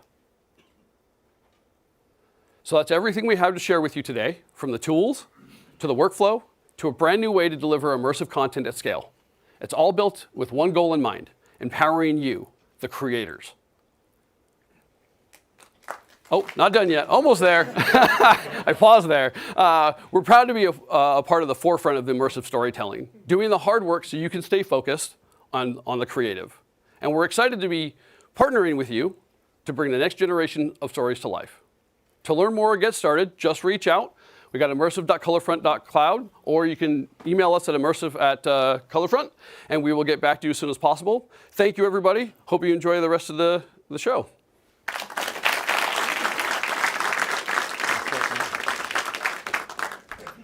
That's pretty cool, right? Particularly, I'm excited about those higher quality encodes. I think they're going to be awesome for folks, even if you're working on location, to be able to turn around a high quality file. Check out if your lighting's good. Maybe there's some hair and makeup things that need adjusted. We'll hear a bit about that later, perhaps. But as we get to the end of our workflow, we recognize that not everyone is a developer if you're a creator, right? We still have to take our content and distribute it. So here to tell you a little bit more about what they're doing in taking the heavy lifting out of distributing your content as a creator, I'm going to invite Zach up to the stage from SpatialGen to tell you more. Zach. Thanks, Elliot. Good afternoon, everyone. I'm Zachary Hanshu, co-founder of SpatialGen. I'm honored to have been invited to speak today. We're going to talk about how to host and distribute Apple Immersive Video. First, we'll have an overview of the SpatialGen platform. We'll talk about different options for uploading, how we distribute videos, and options for playback. During this event, we've learned about the workflow for Apple Immersive Video. We've learned how to film, how to edit, and how to export. You have run the production marathon, and your last mile is now here. But there are some considerations. The release export from Resolve can be 3 terabytes for a 10-minute film. And the format is complex. It's unique. And if you make it through those 2, cloud costs are now prohibitive. This is where SpatialGen comes in. We're designed from the ground up for spatial computing. We handle multi-terabyte files, stream unique video formats, and reduce incredible financial costs. We help our customers push quality in every way, including support for visually lossless formats like ProRes, the codec, and Resolve release exports. One indie creator on SpatialGen, who's here today somewhere in the front row, we all know who I'm roughly talking about, has over 50 terabytes of footage sitting in their spatial cloud just from bundle releases. And let's take a look at how you too can make my job harder uploading these jobs.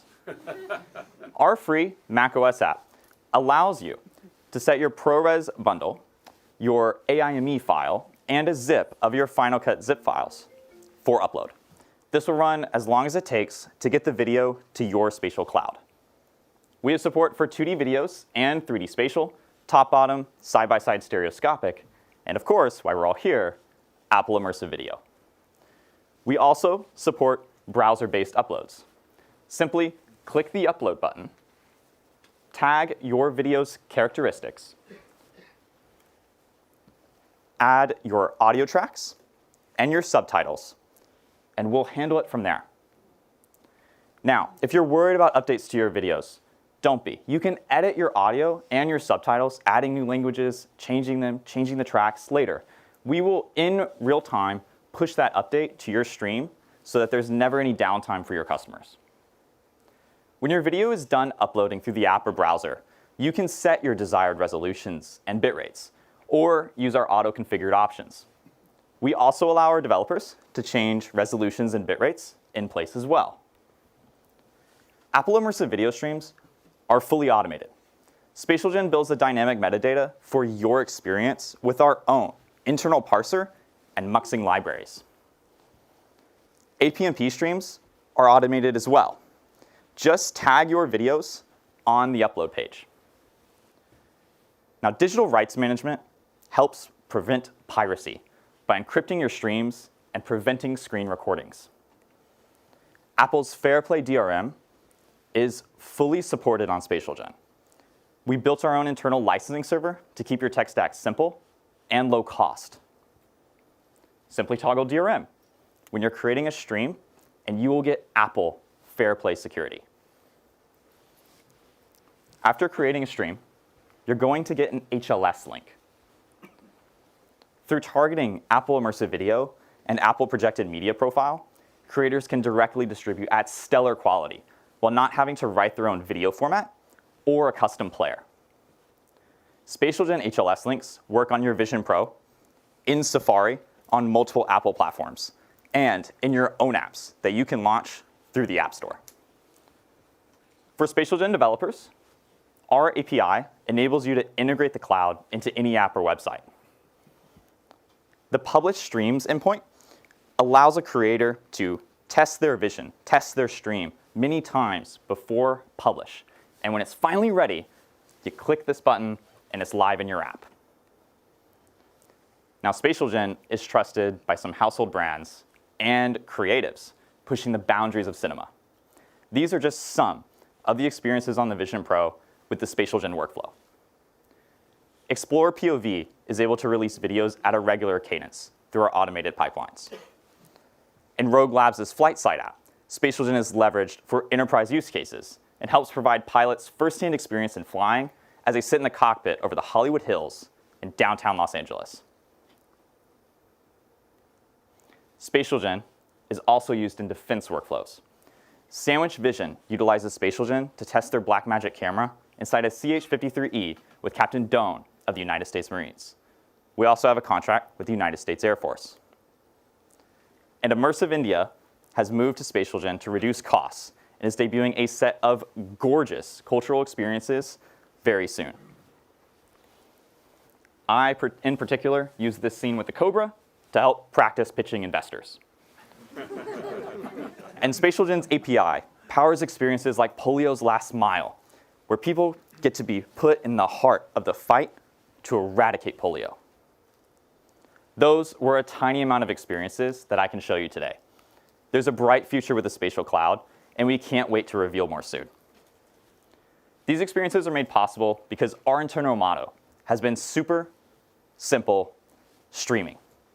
We want more creators and developers to share their vision with the world. So we search for new ways to maintain the quality of the source image from rendering to playback within current formats.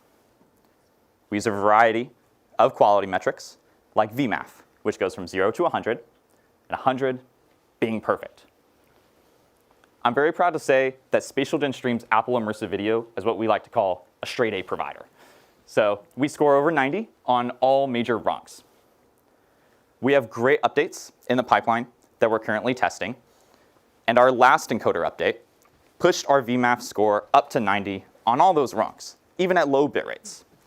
For example, we went from a 68 with SpatialGen V1 to a 91 with SpatialGen V2, and this was at 30 megabits per second, a very low bit rate for Apple Immersive Video. We are also monitoring the latest releases around foveation, and these developments will be embedded into the platform. I'm sure you guys wanted an example. So let's recap. We covered how SpatialGen handles those multi-terabyte files from Resolve's bundle export, how we automate difficult stream creation processes. And we discussed easy integrations that will help you reduce cost. You can sign up for SpatialGen on our website, but you can also send us an email at contact@spatialgen.com, or you can just come talk to me after the event. Thank you.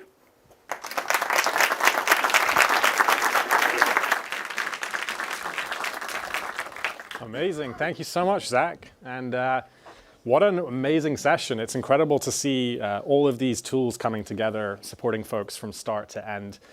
And a huge thank you also to all of our industry guests who joined us for that one, sharing their experiences, their insights on what they're doing. Now, normally I'd say the next part of the day is going to be the highlight of the day because it's lunch. But after lunch, we have an amazing session coming up. So before anyone asks, yes, as we go to lunch, Austin and Alex will likely be continuing their sound versus camera debate well into lunch. So if you want to jump into that conversation, you know exactly where to find them. Enjoy your lunch, folks.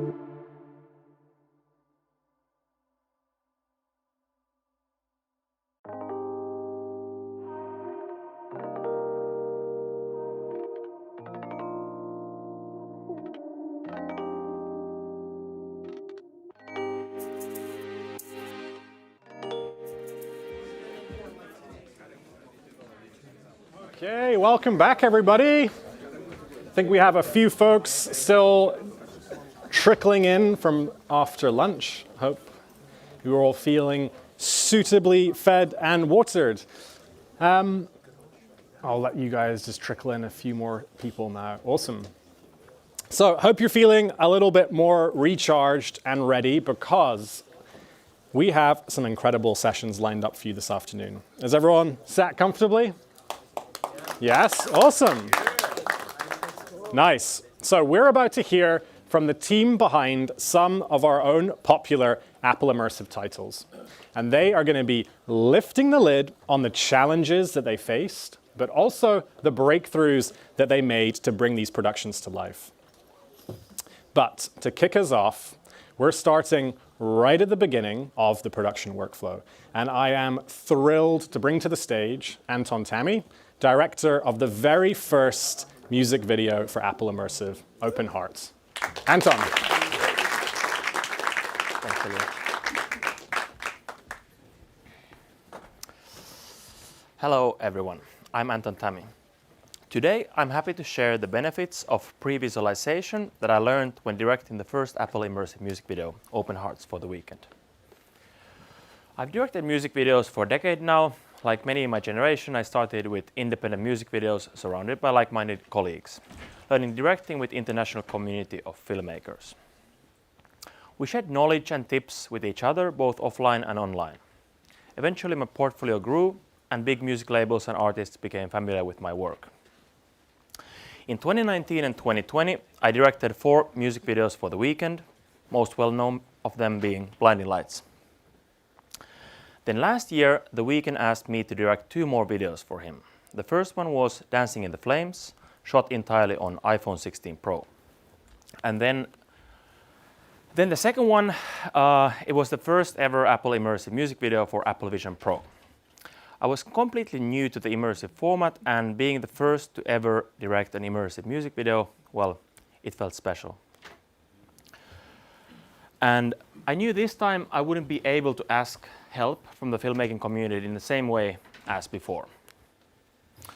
The immersive format is something so new for us filmmakers, and after talking to you guys, I know that there are people in this room who have never tried an immersive camera yet. Well, I was just like you a year ago. But working with the Apple Immersive team, I began to realize what an exciting world this is. So, how did I start thinking and planning my first immersive film as a director? Well, first, we needed a story. Together with the Weeknd, we wrote a 2-part concept, a story that symbolized the end of his career, through a surreal journey. We envisioned him crashing his car and finding himself in the back of an ambulance, where he would then discover a mysterious door leading to a long corridor.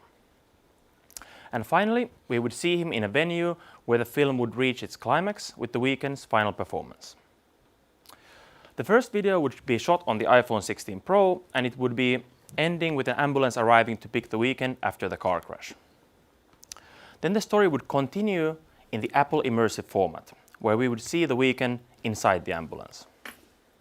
Now, storyboarding a music video shot on iPhone was something I was familiar with, and I'm sure many of you are. But what I didn't know was, how do you storyboard and communicate the pre-production for an immersive video?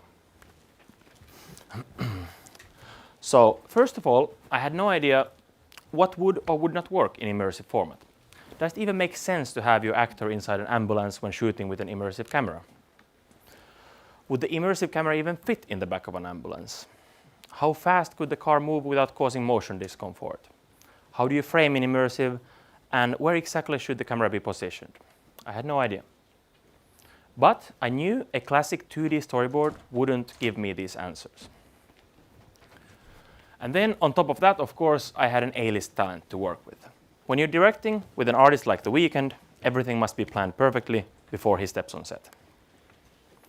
He's a global superstar, and with him, you just don't get that time to test, shoot, and rehearse. I also wondered, how can I explain to him how this video would actually end up looking like, if even I had never directed an immersive video before? So I was facing with 2 challenges, working with a major artist and a completely new format. And I realized my team and I needed a space to explore and test these ideas before we shoot.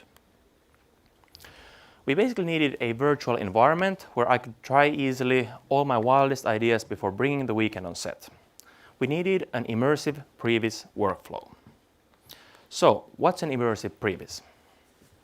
Well, a previs, or a previsualization, or an animatic, is a CG animated video that represents the final film. It's like a modern version of a storyboard. Ultimately, it gives you a space to experiment, test ideas, and refine your vision. And I mean, of course, a storyboard is sometimes enough when planning a traditional film. And of course, you don't always even need a storyboard. But thanks to the modern tools we have now, we have programs like Blender or Unreal Engine available to create CG pre-visualizations if you make films that really need specific planning. I especially like Blender since it's open source and easy to use. It basically allows you to turn your entire script into a set of immersive animations. To get going, you first need, you need a team. I chose to collaborate with one previs artist called Nick Turner. And together, only me and Nick, we did the whole previs together. Nick had created some custom camera rigs in Unreal Engine, and using this custom set of camera blueprints, we had an access to virtual camera in the CG space, allowing us to frame scenes however we wanted. And then we were able to export stereoscopic versions of the animation. Every frame was exported simultaneously for a slightly different perspective to match the Apple Immersive camera. And after rendering, I could view them in Apple Vision Pro to see how they actually looked like. This workflow allowed me to test all my ideas quickly and affordably, and I'm really happy that we did it, to be honest.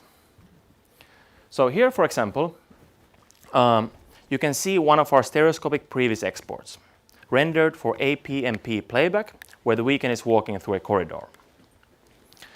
And when you start rendering immersive previses, you quickly realize what works differently in immersive compared to the traditional filmmaking. Since the viewer is watching a 180 degrees half a sphere around them, you can't cheat the way you can in classic filmmaking. Everything is visible and fully sharp, and the depth of field is super sharp, and there's basically no depth of field, that's how I feel it. And the wide framing reveals every single detail. And you begin to understand how precise and detailed you really have to be. You also learn how close objects are allowed to come to your camera and how uncomfortable it gets when something actually gets too close. So the great thing about our previs was that we added this red sphere around our camera, and it defined the minimum distance of comfortable proximity, meaning that it basically showed me what was too close. And I could easily turn it on and off to check if my ideal framing was feeling comfortable in Apple Vision Pro. So basically this allowed me to quickly check if things were technically okay or not. Or for example, I was thinking at some point that I would be showing the Weeknd sitting in a sports car. But after running the previous tests, I realized that in immersive, it feels more natural when you can feel like a larger size of space around you. And the tight sports car, well, it just felt small. It made me feel claustrophobic almost. And okay, so this one is crazy. I tried a rotating 180 degrees rolling camera move. But when I previewed the render, I honestly almost fell off my chair. So if you want to try that once in your life, I guess everything should be tried once, but it's not the most pleasant experience. But yeah, I mean, as we kept testing, I also started to learn what actually works in immersive. So let's look at some of these examples. For example, I learned that the room-like space in the back of an ambulance actually works really well in the immersive format, as it gives you like a sense of space, big enough space, bigger than the sports car. I also learned that corridors work really well. Placing the camera in the center and moving slowly forward behind your talent creates this feeling that you're walking with them. Or as Elliot mentioned yesterday, in immersive, movement can really be a powerful tool. Through the previs, I learned that what it actually means and what type of movement really works. So for example, I discovered that if you position the camera in the center of the road and show the car's point of view with the part of the car visible in frame, you can actually capture very fast movement. But how do you, how do you get, you kind of need to get grounded by something like the hood of the car here. Like it's something that you can always find in a shot if you can, like a thing that helps you to feel like you are somewhere, just not so that you're floating. So all this testing taught me basically that I can do these things that I'm used to do, like fast shots. I did blinded lights that has a lot of fast car shots, and I was wondering if this video could have those, but I learned with these ways they actually can. And what I love about this previous workflow is that it adds a new phase of craft to filmmaking, and it can often lead even into new ideas that you might not have without it.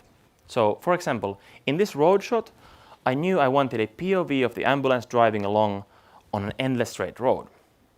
But when we were working on this previs and I saw this shot, I started to wonder, like, what if the road would bend upward as you drove through it?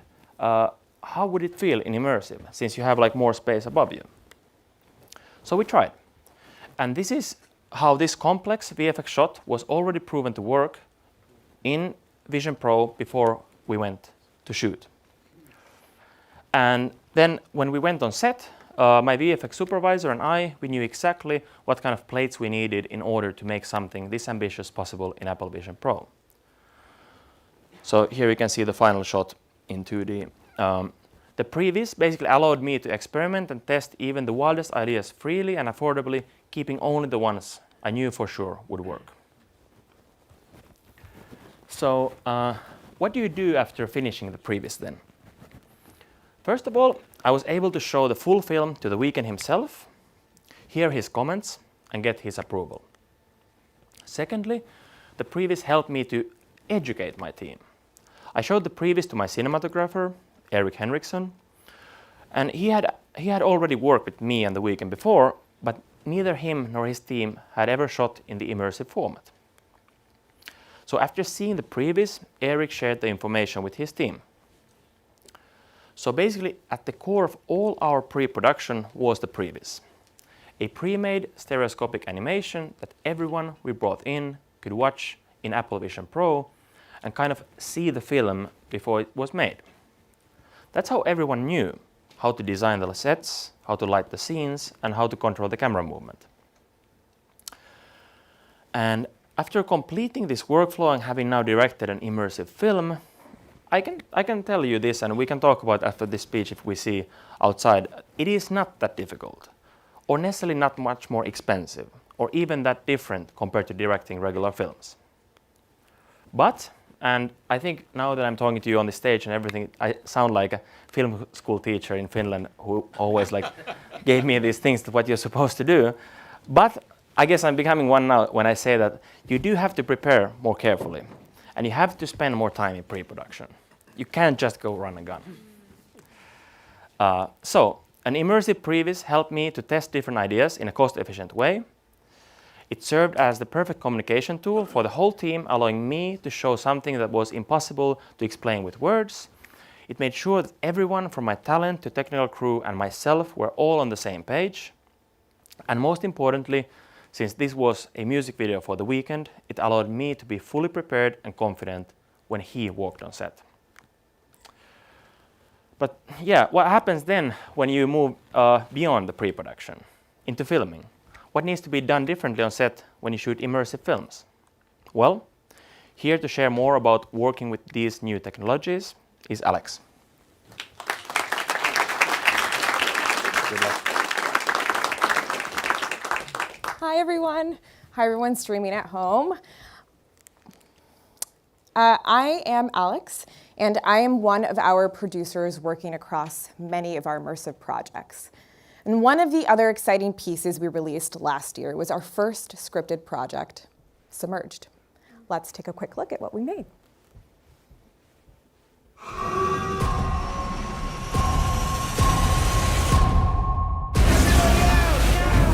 Everything we're doing here is the first time that anyone's ever doing it.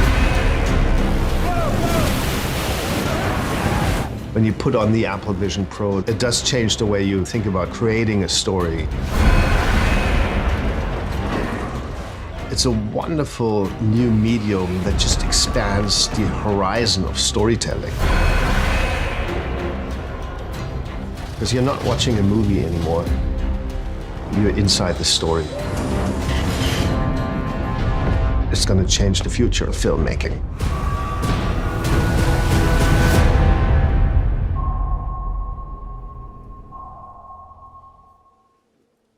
Ooh, all right. Well, that was super exciting. As you just saw, Submerged brings viewers into a World War II submarine and follows its crew as they struggle to combat a frightening attack. We filmed this 17-minute piece in 3 international locations with just over 9 shoot days.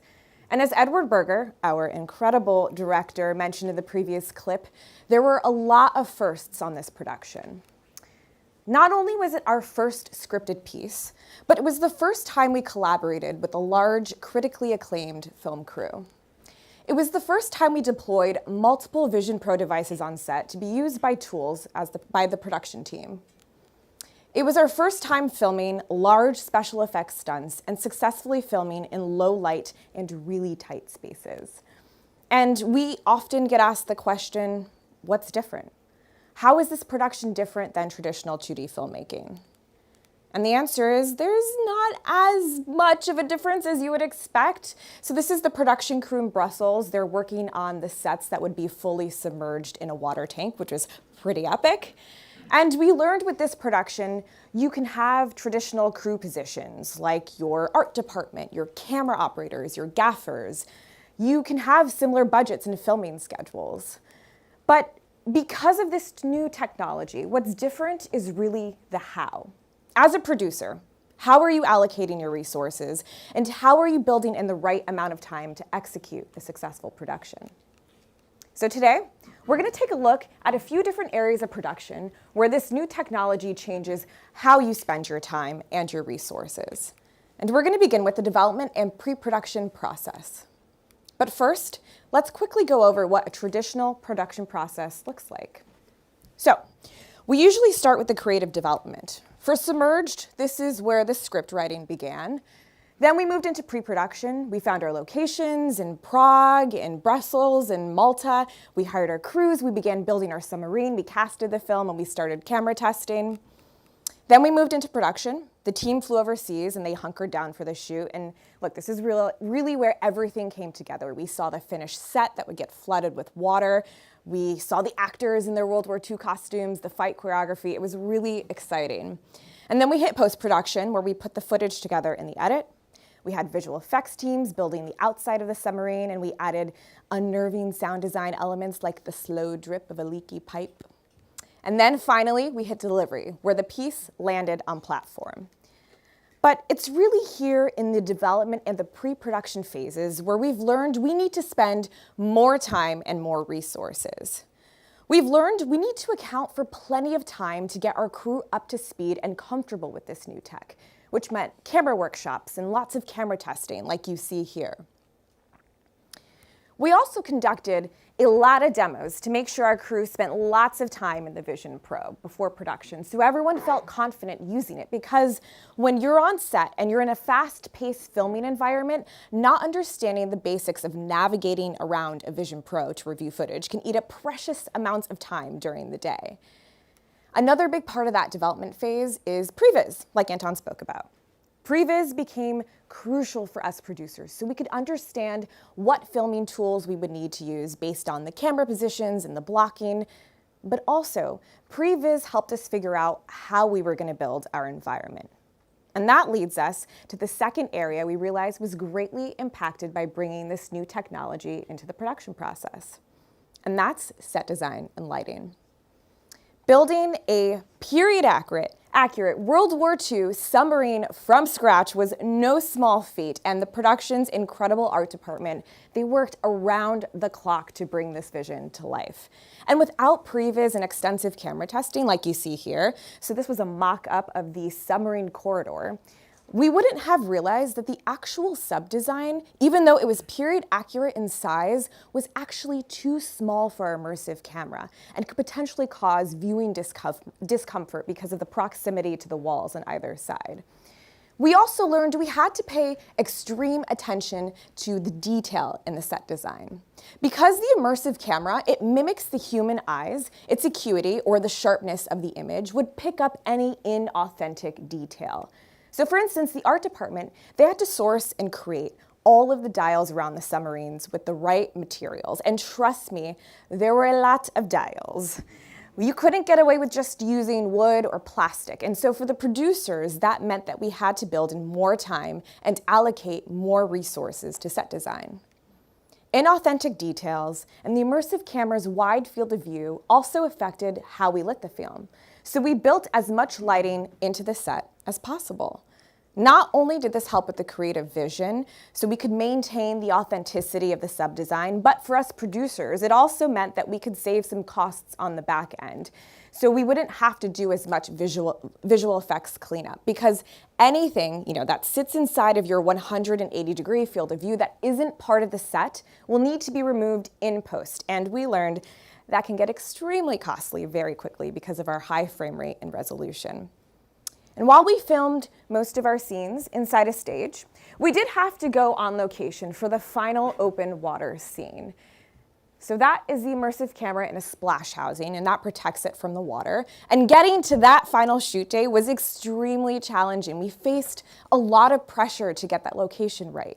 For instance, we had to be extra mindful of the weather because we wanted to keep a stable level horizon to avoid motion discomfort in the Vision Pro. So waves, they were not our friend. And we also needed a location with a fully unobstructed field of view. So we had to pay extra attention to what else was out in the water.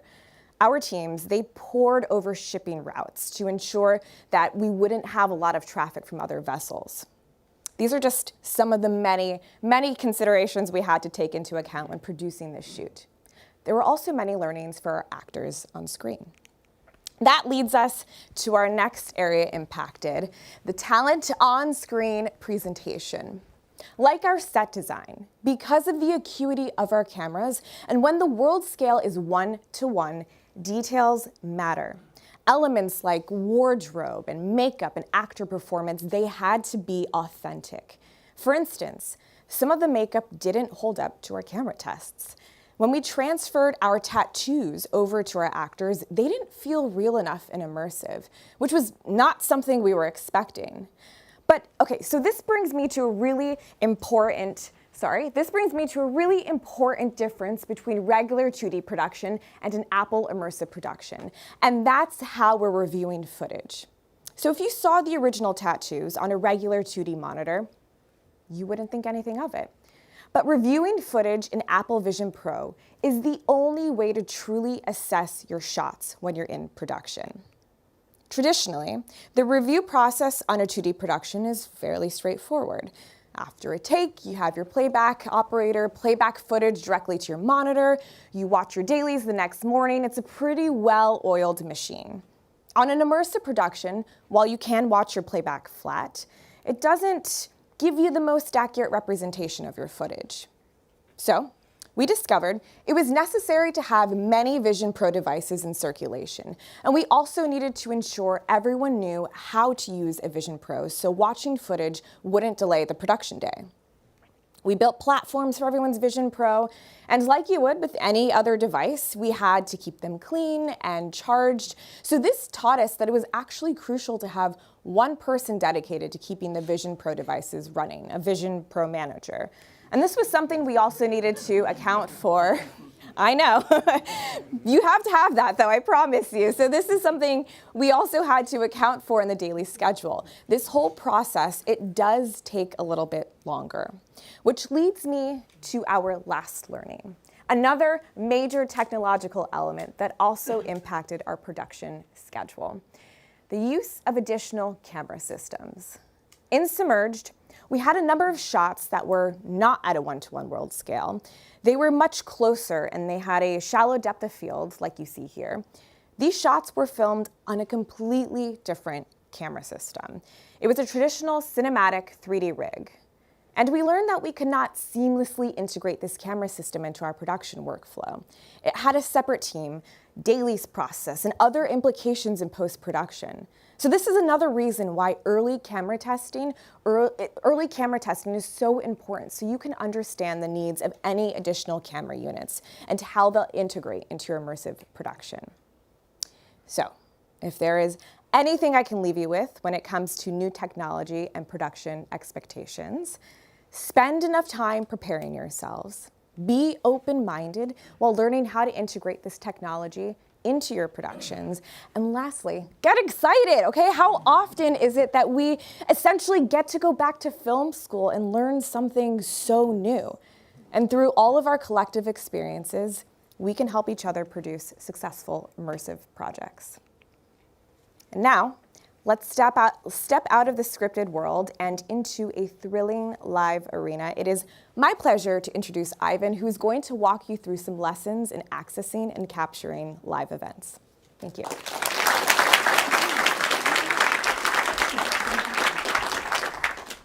Awesome. If you haven't had a chance to watch it, watch it. Fantastic film. Thanks, Alex. My name is Ivan Serrano. I'm the technical director for Apple's Immersive Media team. Today, we're going to talk about all the lessons learned on capturing immersive live events for VOD or live to tape, not to be confused with the live, which I know everybody's excited about. We all love going to live events. There's something exciting about being in the crowd, whether it's watching Steph Curry dropping threes from half court at the All-Star game, or LeBron James at 40 years old throwing down monster dunks. These moments stay with us. They're not just entertainment, they're shared experiences. Live sports are some of the most immersive experiences we share. The tension, the rhythm, the unpredictability, it's all unfolding in real time. And just as the playoffs are ramping up, we're so emotionally invested, whether we're in the stadium or watching from home. With VIP Yankees, we had a rare opportunity to shoot immersive by placing a camera inside the dugout, not just to film the players, but to capture the pulse of the game from their perspective.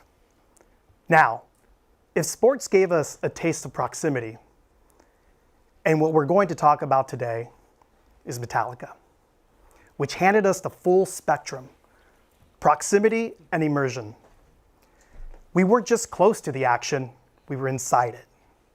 We had access to the tuning room, backstage, pyro cues, crew comms, and even fan POVs. It wasn't just about getting great angles, it was about capturing the heartbeat of the show. This project taught us how to film not what just is happening, but what it feels like to be part of it. That's the essence of immersive capture. But what does success really mean in this format? Putting a camera closer than the front row, being just in front of Lars, and capturing presence and momentum. Or James, walking to the stage just feet from the fans, captured from within the barricade, shoulder to shoulder with security. Or on stage with Kirk, jamming to Master of Puppets. You're not watching the band, you're with them. Every stomp, every solo, this is what it feels like to be on stage. But it all wasn't perfect in the beginning. This is where we started. I'm sure everybody knows what these are. And most have seen these types of cameras at every sporting event or concert. It's a long lens where you can be 100 feet away and still get that nice close-up using a 20 by or 100 by lens. Or this one. Almost any time you walk into a theater, this is where they place you. In the camera pit, out of the way, again hoping you have that super long lens. When we first started filming immersive events, and after multiple shoots, most of the event management just simply put us next to those cameras. And of course we learned that it just doesn't work. But really, one of the most important things we learned to deliver an incredible immersive experience is the access. And that's where the real challenge begins. Getting cameras as close to the action as physically possible. And regardless if it's sports or a concert, Prime locations are tough to get. You're negotiating with broadcast crews, navigating through security zones, and working around legacy workflows like Metallica's. So how do you break through it? And that's the groundwork. And it started with Apple's creative team traveling to meet the band face to face, sharing demos, concepts, and ideas for how they could deliver a whole new experience to their fans. And after watching some of Apple's immersive videos, they immediately saw the potential. This band has been innovating for decades. That shared drive to collapse the wall between artist and fan, becoming the foundation for this ambitious immersive film. Their access shaped how we designed coverage. Every camera placed with intent, every angle mapped to their movement. But before we talk camera placement, we had to discover the stage layout. This wasn't just a stage, it was a circular blueprint for immersion. The snake pit at the center, fans wrapped around the band, energy moving in every direction. As we scouted through their concert in Minnesota, their team walked us through their entire stage design, provided us drawings of the stage, and even walked us through where they placed cameras for their 2D capture. We weren't just looking for good angles. We were learning the architecture of the experience. With that level of access, we could place cameras in zones that are usually off limits. But to make those placements count, we had to understand how the band moves. The team watched over 30 performances from the tour to map the band's movement show after show. They even gave us ISO feeds of cameras like the SpiderCam to understand to best position our aerial camera. This increased our chances of knowing exactly where the magic would happen. We then brought these models into Vision Pro, allowing us to preview every camera angle in Immersive, where we could test everything from camera speed and positioning to feeling the physical effects of movement. And here is the camera plot. This layout shows 14 cameras positioned around the stage.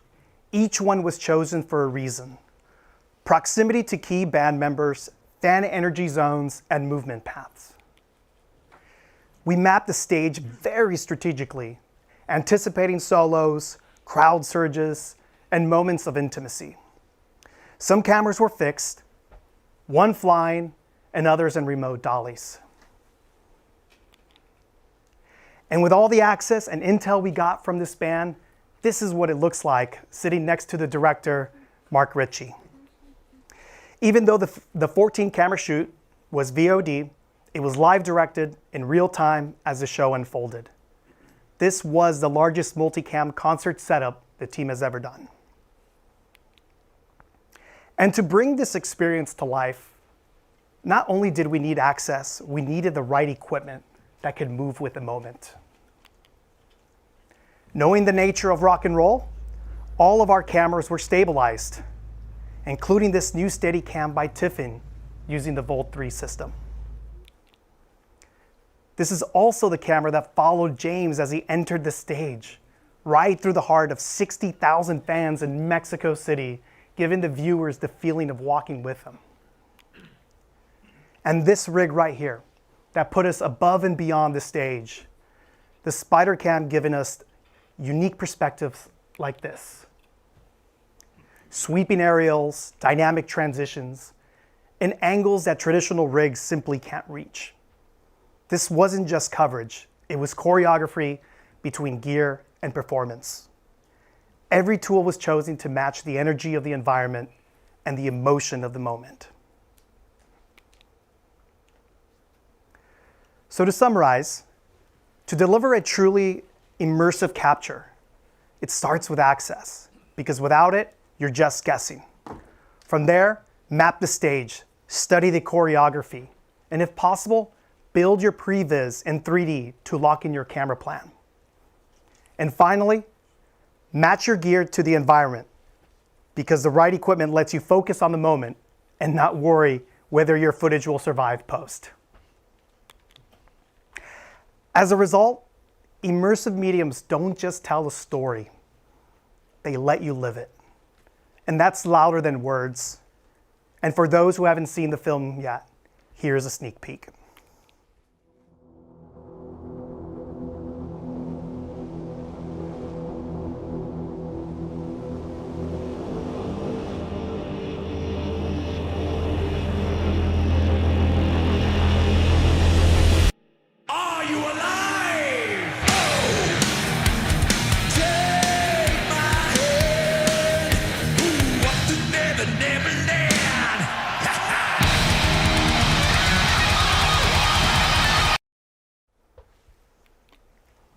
Thank you, everybody. And now to speak about unscripted storytelling and less controlled environments and more unpredictable productions, it is my pleasure to introduce to our creative director, Franz. Thank you, Ivan. For those of you who haven't seen the Metallica piece he mentioned, it's pretty epic. Check it out on the TV app. Now, you may all be wondering, is her name really Franz? Yep, sure is. Franz from France. But the real question is, what happens when you're not on stage with musicians, not on a Hollywood film set, or not able to use previews? Some of you here may be more familiar to leaner crews, fewer cameras, and a smaller set of resources. This is definitely the case of our team that's crafting unscripted stories for Apple Immersive videos. Typically, our sets look like this. We're out in the wild, oftentimes quite literally, and we film in less controlled environments. We straddle the border of producing and just letting things happen. And this is a particularly delicate balance in immersive. Here are some of the immersive documentaries that we've produced. Our thinking was, let's transport people places, allow them to come face to face with some amazing creatures, and embark on unique adventures, so that we would allow each viewer to become a visitor. And we were hoping that we would craft films not to be watched, but to be experienced. But truth is, being there is not always enough. And our team has made some pretty amazing discoveries along the way, which I'd love to share with you today, in hopes that it gives you a head start when it comes to crafting your own immersive stories. So we'll share some creative insight and try to root them in concrete production situations. But before we dive in, please remember, it's a new medium. There is no established cinematic language. Just some considerations that you might want to keep in mind before you hit the field. The first time we did so, let's say it like this, we traveled pretty light. Our main tool was a tripod, which, by the way, there's a fun fact about a tripod. In immersive, it can easily make a cameo. Why? Because Apple Immersive is an amazing format that mimics the human eye. So we pretty much capture everything from 9 till 3, but also a bit higher and lower than 12 to 6. So yeah, just make sure no leg will face the lens. Put it toward the battery pack. But the good news is, even if you only have this grip tool, you can still capture beautiful Apple Immersive stories. Because in immersive, there is power and beauty in simplicity. And what could be considered a simpler kind of static shot in 2D linear will not totally feel static in the viewer's experience, because we film the world the way we see the world. And in fact, the camera is a viewer. Don't you think it looks kind of adorable with its two lenses? It's like it has two eyes. I love to say it looks like a cuter Wall-E. And while it may doesn't have tools like interchangeable lenses or rack focus, your viewers, they're the one who are going to be tilting, panning, or rack focusing on their own. Simply doing so by moving their heads and their eyes. And certain shots are particularly powerful in immersive, like this one. The feeling of your subject, like this elephant here, coming towards you, or even just moving around you, is incredible. And in fact, one of the most amazing things that we've heard from some folks after they experience series like Wildlife is that they don't recall them as films that they watched. They remember them as memories. Let's pull back the curtain on this shot. While there is beauty in simplicity, that doesn't mean capturing this shot is so simple. Because the camera is a viewer, you want to be intentional about where you're placing the viewer, and therefore, where you're placing, you got it, your camera. While there is no set rule, we can share some guidance. When it comes to camera distance, about 6 feet away from your subject would be considered a comfortable distance, and 4 feet away if you really want to feel close to your subject. See here, our character is about to take our first dive with sharks. There's so much tension. You want to be close, but you don't want to be in her face either. Also, not so close that you can't see the sharks right here in the background. So really in immersive, it's not just about getting a good shot. It's about what you, filmmakers, want your viewer to see and what you want your viewer to feel. And camera height contributes a lot to that feeling. Typically, the height we often use on tripod is about 50 to 60 inches, about collarbone height of most humans. But let's look at this shot here. How high do you want your viewer to be? Do you want them to feel like they're sinking in the deep snow and bracing these extreme conditions?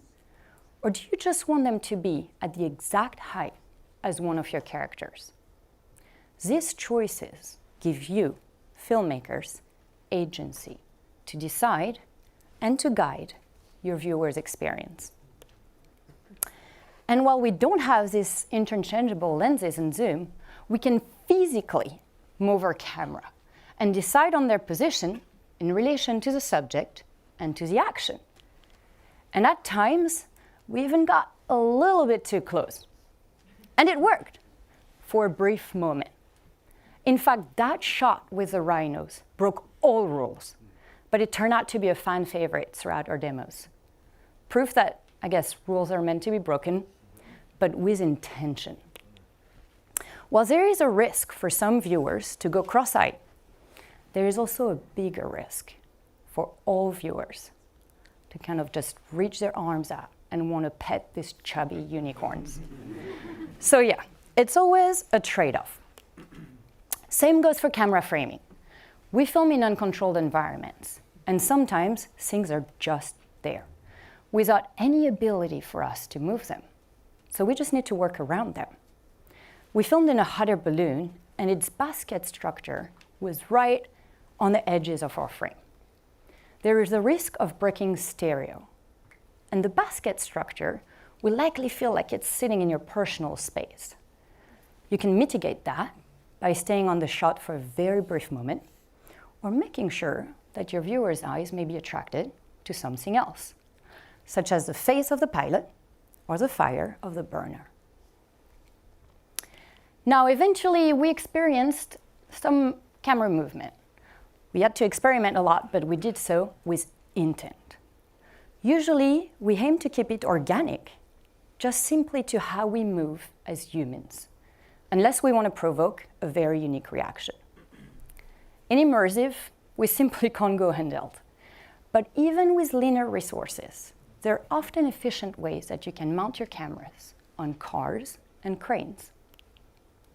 Movement helped us reinforce the feeling of presence. But we had to be mindful of the speed at which we were moving, of the direction at which we were going, and the stability of our movement. We even took our camera up in the air. We mounted it on drones or helicopter like this one. We also played with added slight up and down movement, filming from a bird's eye view, or simply hovering over a scene. But wildlife doesn't totally love the sound of play.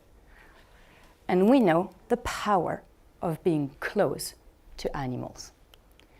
So our team crafted a cable cam rig to follow a young orangutan following their mothers up a tree. It took a lot of iterations and testing to define the right speed and ensure smooth movements.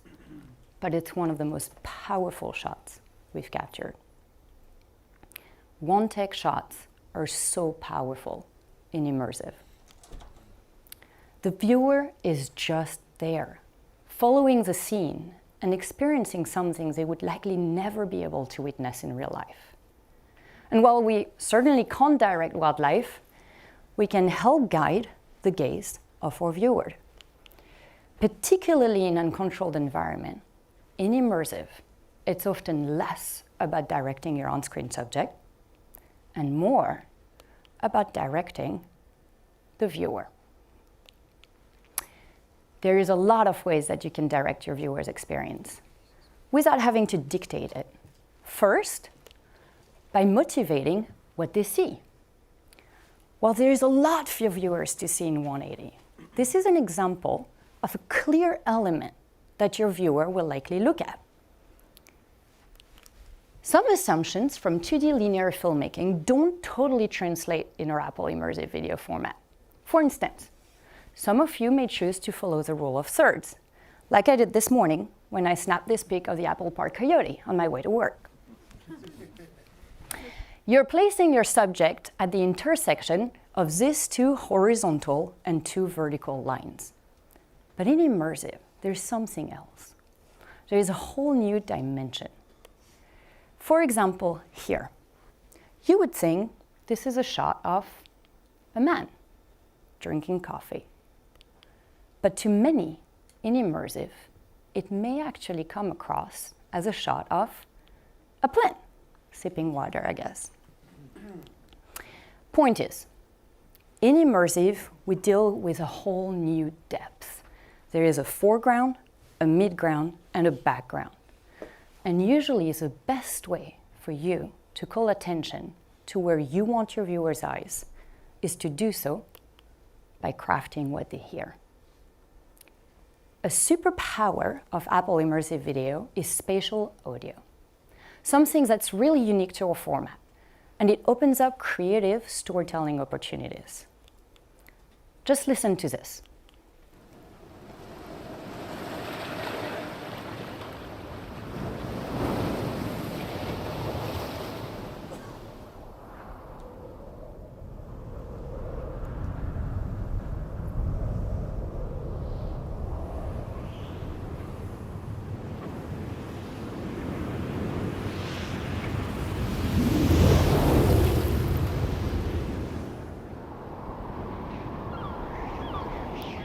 Every sound is localized at the perfect distance of what you see. The waves, the wind, the seagulls. Sound is crucial in immersive storytelling.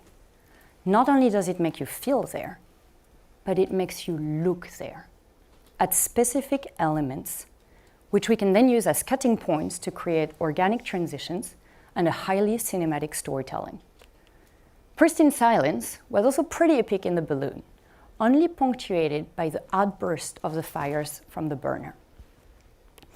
Audio truly adds up to the dynamic of immersive experiences, but it's also a fantastic way to create an intimate scene, like this moment where the caregiver whistled to this elephant, or when he decided to explain something to the viewers, pointing at a specific feature of an elephant. It's a real moment of authenticity, and the kind of experience you only get to experience in immersive. But not all our experiences were character-driven. In fact, for Elevated series, we don't have a character at all. We basically step inside an Apple screensaver and we fly over the most majestic vistas. For some of the episodes, we had to write narration, directly calling attention to certain elements in the frame, so we could continue to immerse the viewer. Which is my last, and maybe most important, creative insight. We always hope that the viewer will ultimately just forget about the technology and truly immerse in the story. Even if that's quite literal, like when we went underwater with sharks. Or when an orangutan, get ready, poke the eye of the viewer. Immersive is an experience, and what or who you decide to put in front of the camera will ensure that the experience is not just transporting, but also transforming. Your setting matters, the place where you're filming, the time of the day, or really just a shot that simply reminds you of the way you would experience a new country. Overall, it's about creating the right atmosphere for your story. And your character becomes guide. Their casting is key. Most of the time, we fill them full body, so every detail can be noticed. If they feel a bit nervous, their foot twitching, that may become all your viewers will stare at.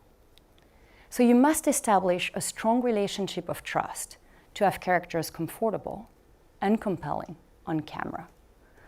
You also don't want to have the contrary with an overconfident talent, like this overeager salesperson stuck in front of your face, constantly interacting with you. So we tend to direct them less than in traditional 2D documentary, where we cut between camera angles and edit sequences with close-ups. Characters will be on screen for longer. Each shot kind of tends to last longer. So you really want them to be people you want to hang with, even if they're about to surf in frigid water. Here, we're experimenting with filming portrait, which felt like a different creative choice in immersive. We had a clear intent. So, a lot rests on your character in immersive. They're guides for the audience, they're experts, and they need to pique our curiosity. You want the right person and the right voice. But at times, you don't even need their voice at all.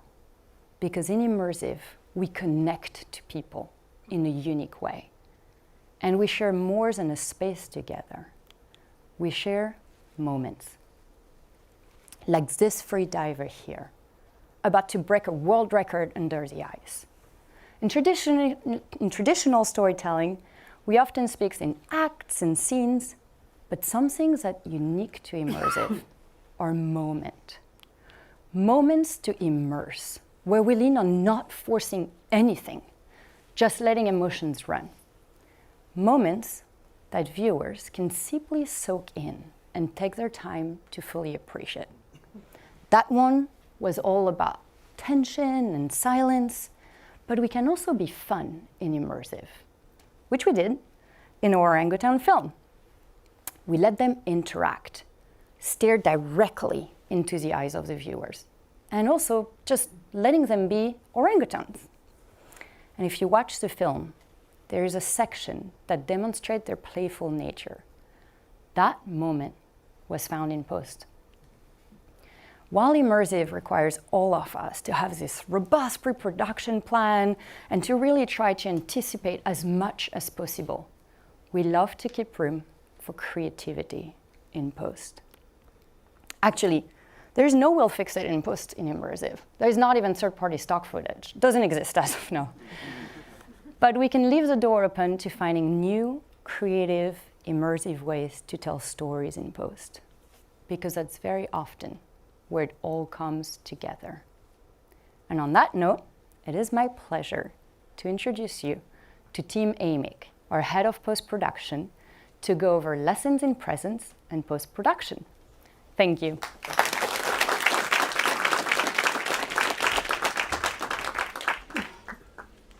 Hi, everyone. Thank you, France. I'm Tim Amick. I run post-production for the Immersive Media team, and I represent a team of highly technical, creative folks in post that contribute to all of the Apple Immersive videos that are on platform today. When I talk to people about immersive post-production, they often think the post process must be an unrecognizable workflow that's suitable for engineers only. And the reality is the phases of post are quite similar to a traditional film or television project. The closest analog would probably be a giant screen 3D film, but with the introduction of the new Blackmagic workflow, it moves a lot of the technical considerations around 3D under the hood and lets you focus on creative. So while the stages of post may be familiar, there are definitely some major differences that we consider both creatively and technically, and most of them center around the sense of presence. So for us, really the importance part of presence in what Apple Immersive Video brings is that the viewer feels like they're really there. And so in post, it's our job to protect that. And so when we get the footage, there's 100 things we could do, creative and technical, that either strengthen or weaken that sense of presence. So when we protect that, we want to make sure that anytime we're changing that sense of presence and diminishing it, it's for creative intent and it's being done on purpose. And really those efforts begin as soon as the footage hits post. So when you bring in your footage, you're reviewing Dailies in Vision Pro, which is crucial to identify the best moments from the perspective of the viewer and to get ahead of anything from the capture that could interfere with your sense of presence. You can do those reviews now directly in Resolve. The Resolve Live Preview to Vision Pro can work with raw media, but we use a Dailies workflow for speed and accessibility across systems and for lighter weight operations during offline editorial. So while the Blackmagic camera is certainly the best immersive camera I've ever worked with, just like any production, there's a lot of unintended outcomes that can lead to issues with what you captured. When the goal is for the viewer to feel like they're really there, fixing or avoiding these elements in post is critical to preserving presence. The good news is, though, that the Apple Immersive Video enabled cameras like the Blackmagic camera take care of some of the most common issues that you'd be typically hunting down and correcting if you worked in immersive before, like bad 3D sync, incorrect projections, and inaccurate world scale. Again, it really lets you focus on the creative first. It simplifies the media workflow as well, keeping camera-specific metadata attached to each shot and eliminating most of the needs for transcodes with different projections, which again keeps you focused on creative considerations. For the people that have been working in immersive post for a long time, there's so many improvements moving in this direction. Now, when you're reviewing your shots, 180 degrees is a big canvas where many small issues can hide. And so we review both on the monitor and in Vision Pro, looking for production gear in the shot, errant crew members, really anything that can get in the way of that sense of presence. Also lens flares. Interestingly enough, lens flares, it's especially important, and why I say Vision Pro review is so important. If they're in both eyes, it can actually feel comfortable and interesting and real. Even though you may not have seen it if you're really there, it feels natural. So for us, it's really important to see it on the screen, but also review it in Vision Pro. And that's true for any issue that you see. It's got to be assessed in Vision Pro. Anything that would distract from the reality of the experience we're trying to craft and the feeling of really being there gets noted early on. So once we move into editorial and immersive, there are lots of special considerations, but one of the most unique ones that really shifts the way you think about things is that unlike film or television, the audience never sees the whole frame at once. They have the agency to look where they want. So because the experience is more like being present in the moment than watching something on a screen. So that means editorially, every cut is really like transporting the viewer rather than just cutting to a new shot. People will want to know where they are and why they're there. So when you're taking in these complex environments that we're taking you to, character actions, adding narration on top, you can definitely overload your viewer with information and they will essentially decide what to ignore. If you're not careful with your timing and pacing of how you reveal information and take people into new shots, it might be a key story point that they miss. So really, you got to avoid that information overload and assess that for how the viewer is going to take it in when it's their first time being in these shots. So really, you're creating the illusion of freedom. The audience can look anywhere, but you're directing their attention and making them feel like they've discovered something on their own, but you're really guiding them where to look for maximum effect. So that's creatively, but also we consider the viewer's comfort when we're directing their attention.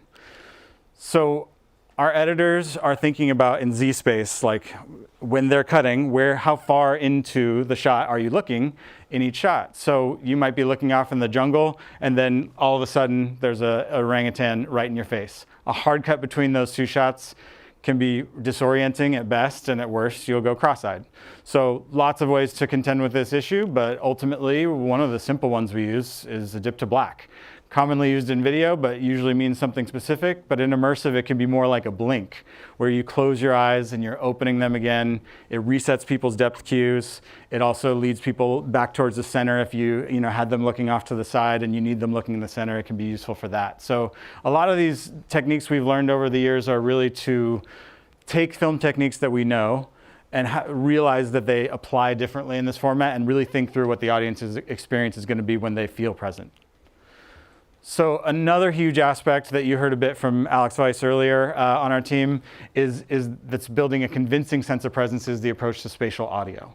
So in life, everything around us is making sounds all the time, whether it's important or not. And in reality, our brain does the job of emphasizing or raising the level of what's important to us and ignoring the things that are less important, but it's all making sounds. In immersive, that's our mixer's job. So our sound team works very hard to ensure that everything you expect to hear in a complex scene like this is audible. It has to be heard. Even if it's not the focus. It sounds obvious, but you'd be shocked how different this feels when compared to film or television and how much you can get away with not making a sound in a film like those. And in immersive, it really improves your sense of presence in that moment when you get it right and everything you expect to hear, you hear. So in a scene like this, the elephant splashing around in the mud, ambisonic capture will get you most of the way there, but as Alex mentioned, it often needs augmenting with Foley and sound design. If any visual draws your eye, your audience will expect to hear it the way they expect to hear it, not necessarily the way it sounded. So just like if you were there, you want to assess what the audience's experience should be. Another big difference sound-wise is that B-roll, a cutaway, someone's talking about surfing and what it was like to be out there. In traditional, you wouldn't necessarily hear that B-roll because someone's talking over it. But now, it's a place you brought your viewer to. They're present in that scene. If they don't hear what's happening, even in that cutaway, they're going to feel that feels odd. It almost feels like somebody covered your ears when you're in this shot and you can't hear what's happening. So the absence of that sound can be really distracting and take people out of it. Also, in a shot like this, the accuracy of where you track your objects to really matters. A mismatch of a speaker's voice to their mouth or the crashing waves and the movement of the character moving across the frame, if that mismatch happens, it can really throw people off. Even folks that aren't technical will just know something's not right. So it takes away from that sense of presence and reality. Visual effects is another area where special attention must be paid to build on our audience's sense of reality. Really, in immersive, anything's possible with time and budget, but you're either trying to remove things that were there, cleaning up issues from production, or adding things that weren't actually there, like title graphics or CG elements. In the latter case, it's really important to consider that even things that aren't real need to adhere to the sense of presence created by the immersive format.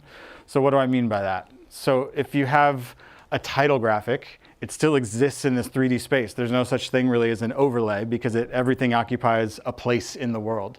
So when you shoot a shot like this, you actually have to place the titles in an open spot in the canyon. You can't overlay it in the middle of the rock because people will go cross-eyed or just feel that doesn't look right. So you need to plan for it in production or find an open spot for it in post. Also, and it's something like a title graphic, tricks that are used in design that would work on a flat screen, like 2D bevels or drop shadows or texture that would normally create fake depth will be really noticeable once you're in a real 3D space, because you ultimately will see that it's a flat texture that's made to look like it has depth. And so you really need to design thinking for either creating the real depth of that object, which you can do, or avoiding a trick like that altogether and letting it be flat because people will see that it is flat.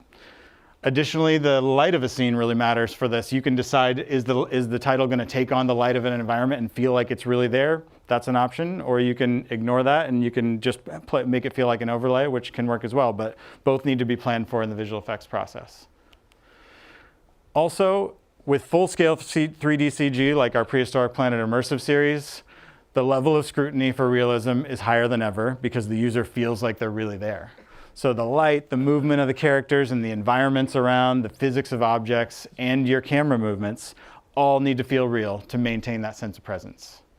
So anything that would seem odd if you were really standing there will stand out to the viewer, even to folks that aren't technical. That viewer scrutiny will carry over into the finishing process. So online color and final finishing touches really make sure the last mile to a seamless sense of presence for your viewer isn't distracted by image noise, compression artifacts, or other technical imperfections we wouldn't expect to see if we were where the camera was. As I mentioned earlier, any production can have issues somewhere along the way, and the finishing process is our last chance to kind of address anything that's still distracting from that sense of presence. So even well-shot images in this format need a denoise pass. This is really important because the noise is, number one, different in each eye, so it causes issues with the viewer's sense of depth, but also really helps for compression quality down the line when you're optimizing for what the viewer is really going to see when it's released.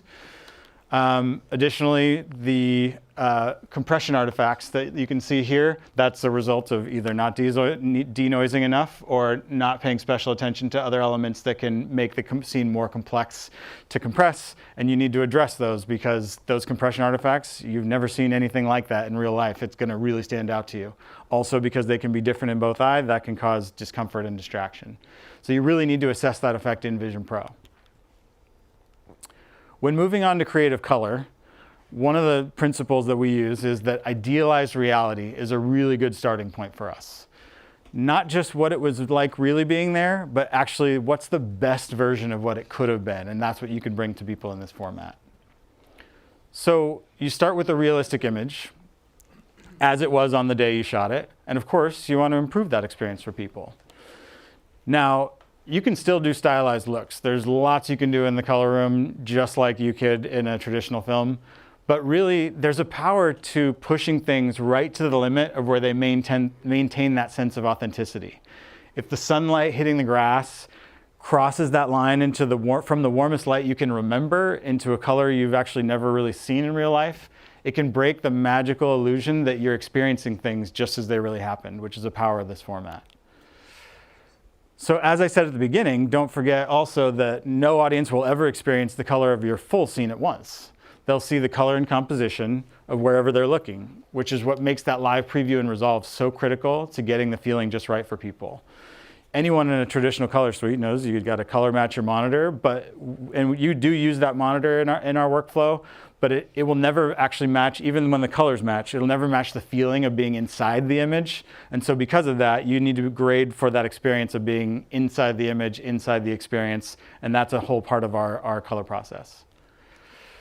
So these are really just a few examples of the places our post team pays special attention to how to maintain that sense of presence. And that's one of the superpowers of Apple Immersive Video. But if I could leave you with just one takeaway after many years working in immersive, it sounds obvious, you've heard it before, but it's that important.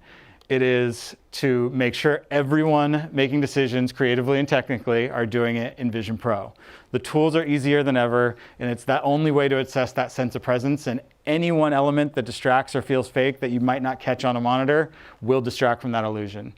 If director Edward Berger can review in Vision Pro while in a submarine, your directors and producers in post can do it too. So a little plug for later, we'll go into some more detail on some of the concepts I touched on here in our post-focus seminars later. But really, I wanted to say for myself, I'm so excited that with this new camera and pipeline and format available to more than just our internal team, I'm incredibly excited to see what you all do with the superpower of presence in your immersive projects. Thank you.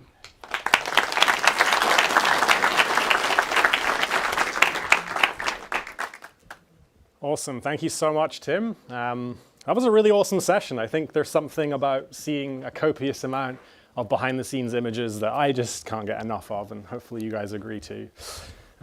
Really awesome seeing all those. And don't forget, you can meet all of the folks, Anton, France, Alex, Ivan, and Tim later today at the Mixer. So make sure you head out and ask all the questions that we are maybe not going to get to. So moving into the Q&A as a little segue. We've covered a lot of ground, and I hope we can answer as many questions as possible. We've covered how Apple Immersive Video can be designed and captured and produced and sound mixed and delivered. It's been a packed session.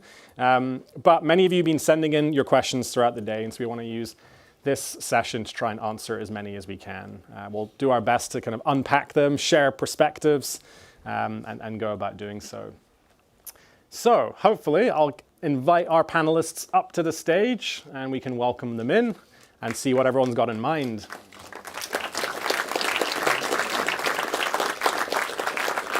Awesome. So we have France joining us, Alex, Ryan, Sarah's joining us back on the stage again today. Hello, Sarah. And Matt Amick as well. Awesome. So let's maybe start with a little debate, shall we? So we had a question come in from Frank wanting to know how Apple came to the decision of focusing on 180 degrees rather than 360 degrees. Maybe, Ryan, I could throw it to you to kick off from an engineering perspective. It's a great question. So we've developed two platforms and two formats.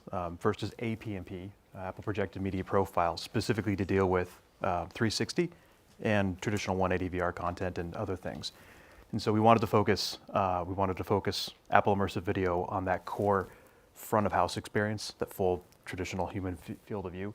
So that 180 mark to 230 was really that core bit, knowing we had another tool to do distribution for 360. So that was the core fundamental of that decision. Nice. Yeah, and of course there's APMP now for 360 as well, right? And maybe Sarah, from a creative perspective, is there a strength in the 180 that you see? I can think of two main strengths from 180. I love the 180 frame. Two reasons. One, it prevents like the twisties. You know, like if you're like watching 360, then you get this FOMO and you're looking behind you, or like, oh, you know, like there's so much to look at that you feel like you might be missing out on something. But then the big one for me in the field is it's hard enough to hide the crew and all of the production gear with 180 frame. Like 360, hats off to those of you who do it. Like, no. Yeah. I think we can all agree on that. Maybe switching it over to audio, Alex, for you. Oliver had a question just coming in about what tools support ASAF more broadly. Oh, yeah, sure. Hi, Oliver, if you're here. So right now you have two options. The first one is if you are using the whole Resolve immersive workflow, you can use Fairlight. It's natively integrated into Fairlight, and it's not just a subset of the tooling, it's the whole thing. If you're more familiar with sort of traditional post workflows, we do also have, as Deep mentioned, a suite of Pro Tools plugins that you can download, and that way you can basically work in a more standard traditional Pro Tools workflow and still mix in Apple Spatial Audio. Nice, and I've been lucky enough to see some of your sessions, Alex, so I know that they're pretty crazy. Almost unlimited track numbers. But for folks perhaps who are getting started, is there somewhere they might be able to see an APAC style project or an ASAF style project that they can get started with? Yes, so if you actually download the Pro Tools plugin suite that I just mentioned, it comes with a test session and a template that has the full routing for you already, and it also comes with some tutorial videos. Nice. All right, Matt C has been asking around ILPD files. Brian, maybe this is one for you. Is there a way we can create our own ILPD files for 3D VFX workflows in Apple Immersive Video? That's a great question. So ILPDs are fundamentally created at the factory during the calibration process, but there are some ILPDs touched on earlier that are for very specific projections, and one of those is equidistant. So if you have a CG rendering tool that knows how to export as equidistant, that'll work for that. But the individual parameters at the moment aren't individual creator definable. Nice. And maybe that's a good segue over to you, Matt. Working in post-production of VFX, we had Jerome sending in a question about CG content. So is there a kind of best practice or a way you'd suggest creators get started in not bringing some of the live action content that we've seen? We're all talking about cameras a lot, right? But if you wanted to do something that's maybe an animation, shrink someone down to be the size of a Lego person or something like that, how you might be able to do that? Yeah, absolutely. You all saw Anton's discussion earlier about previs, and a lot of the same principles apply, whether you're doing previs or you are actually working on a fully CG animated project, or really even the same principles apply if you want to integrate CG into live action footage. We have found that it's always best to, whether you're working full CG or integration, just start with mimicking the Blackmagic Cine Immersive camera, all the properties there. Start with the 64mm IA and 180-degree field of view. Ryan touched on equidistant spherical projection, which is a really good, efficient projection format to start with. If for some reason that doesn't work or the package you're using doesn't support it, you can always do 180-degree equirectangular projection as well. And at that point, once you've started kind of mimicking the camera, then you can start to experiment. If you want it to look just like the camera captures, that's great. If you want to do something that is maybe hyper stereo, or you want to do something really creative and take the CG lenses and move them wide and make some kind of diorama look, at that point you get to experiment. And certainly, I can speak on behalf of our VFX team at home also. The more you look at what you're doing, render often, render frequently, review it, experiment. That's iterate as fast as you can. The previs style in a real-time engine, that's really, really valuable, even if you're doing a full CG project. The more you can see, the more you're going to be able to experiment, and the better what you make is going to be. Yeah, that's nicely said. I think talking about CG content, though, it's obviously going to be lovely and beautiful and full of many, many pixels, perhaps even more detail than we can capture with live action. So inevitably, you're going to have to come and encode that at some point. We had a question come in about encoding and what encoders we have available that can take advantage of foveated rendering. I don't know, Ryan, if you want to take this. Yes, the SpatialGen folks talked about their encode capabilities for MVHVC and also foveation. We expect some other developers, and hopefully within the next few weeks, to announce and deliver their own foveation as well and keep that integration going. Nice. So. All right, we're going to change it up now to some creative, France, for you. We had a question come in, a really interesting one from Frank, asking how we can go about shooting interviews. For example, if we're using multiple cameras for shooting for multiple people in the same perspective, how might you adapt this from a classic storytelling situation, in terms of like editing and pacing to immersive? That's a good question. It's actually hard to film interviews in immersive, but interesting. If you have several people talking, which I think is a scenario here, the good news is you actually don't need that many cameras, because you're here, you're filming 180, as Sarah said, and therefore you're going to be able to see everything. But you also want to be mindful that you don't want your viewer to kind of feel left out or like a third wheel if there is a conversation between two people.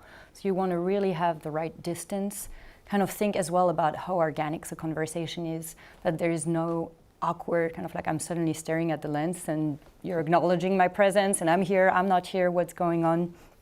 When we film interviews with just one person, and I mentioned earlier, like we've had situations where people are nervous, that's normal, like, they're twitching, they're stressed, and that's really like all you can look at.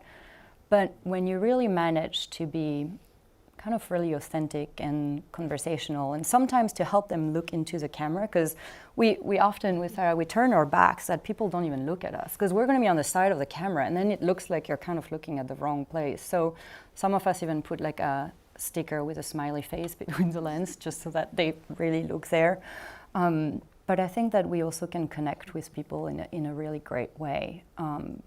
And the last thing I will say about interviews is that you're going to cut them way less, because you're not going to have your A cam, your B cam, or your C cam. Usually, often in traditional 2D linear filmmaking, we have several cameras, super easy. We cut between a close-up there, and then we frankenbite a little bit what they're saying, or at least we use what we want them to say in audio. But here, chances are you're not going to cut a thing. You're just filming, you're right there. And it's a powerful thing to tell your character before they speak, being like, hey, whatever you're going to say, however you want to say it, this is going to come across right there. You're actually leading this. And later on, our editor, Justin, is going to speak a little bit about how you cut things, because more than cutting, you're transporting people somewhere else. So it's a good point to keep in mind. Yeah, that's a great answer. And one thing that France just mentioned that I know Sarah and I have played around with in some of the training sessions that we've run is eye contact can be really fantastic in these types of interviews. If someone kind of glances quickly at the camera, you get that instant hit as a viewer that you're there. But if they hang just a little bit too long and looking at the camera, then as a viewer, you suddenly feel like you need to do something, like you're feeling a bit awkward. So it's something to bear in mind. We talked a little bit about eye contact across today and yesterday, but we never really got into like the nitty gritty of it. That's maybe a little tip for you. Matt, over to you on VFX workflows. We had a lot of questions yesterday and today all about how we can bring non-Apple Immersive native media into our Apple Immersive projects. So folks were looking at things like 2D archive, maybe using other camera systems. What should they do? Yeah, absolutely. It's a conversation that comes up all the time. Archive is a huge one that I forget who mentioned it, Franz, I think you mentioned it, that we don't have 20 years of stock footage to pull from that's already in immersive, and even if it was, it probably would be too low res as we continue to push the boundaries of frame rate and resolution. So that's always going to be a thing that comes up, and I think you're going to hear, sorry to the people on the live stream, but the people in the room will hear in one of the seminars, there's a ton of great fusion tools in Blackmagic that are going to enable you to incorporate that into your footage, and you can kind of do it there's the elegant way, which will come from the Blackmagic Fusion tools, where you can maintain as high a resolution as possible for your archive or 2D or 3D footage that's captured from another rig. There's also sort of your fallback method, where you can take that footage into just a traditional VFX pipeline and kind of follow the same principles we already touched on of either render out, you build your scene, you can control exactly how you want it to look, the depth of your footage, the size, shape, projection. You can curve your screens. You can add atmosphere. We've experimented with playing archival, where you have sort of faux light spill on a fake floor, so that your viewer feels grounded in the scene and they're not just floating in a black void. And you can render those out using equidistant projection or equirectangular. So there's multiple ways to go about it. And one thing I would encourage is, your viewer, more often than not, we've found, is not going to be aware of the production reasons why you're deciding. They won't put together that, why aren't they showing me the archival in immersive? Why am I leaving immersive? So making sure that you, as the creators, you know exactly why you're doing it. You're not just throwing it in there just because you use it ideally sparingly, because we want to, as we've talked about a ton, maintaining immersion is one of the big powers of this format. So you know why you're leaving immersive footage, you know what you're there for and what you're getting out of it, and then you transition your story back into immersive when you're ready to, and I think you'll be okay. Yeah, nice. I think one of the ways that we see a lot of people using or desiring the use of 2D is because they're trying to default to that traditional storytelling cadence, right? And sometimes not having that opportunity to pull in archive invites you to tell the story in a new way and stay in an immersive form factor. So it's definitely worth challenging yourselves there, not to default, but rather push the boundaries if you can. All right, I might ask one more engineering question, and then I promise I'll finish off with something hopefully more lighthearted. We talked about foveation, Ryan, with your session. Folks were wondering, we had a couple of questions. I see Alex asked this one as well. Is it possible to define the position of that foveation shot to shot, so that, for example, if we have something on the far right of frame that we know the audience are going to be looking at, we can maybe sharpen that up in comparison to some of the other content in the frame? Yeah, it's a great question.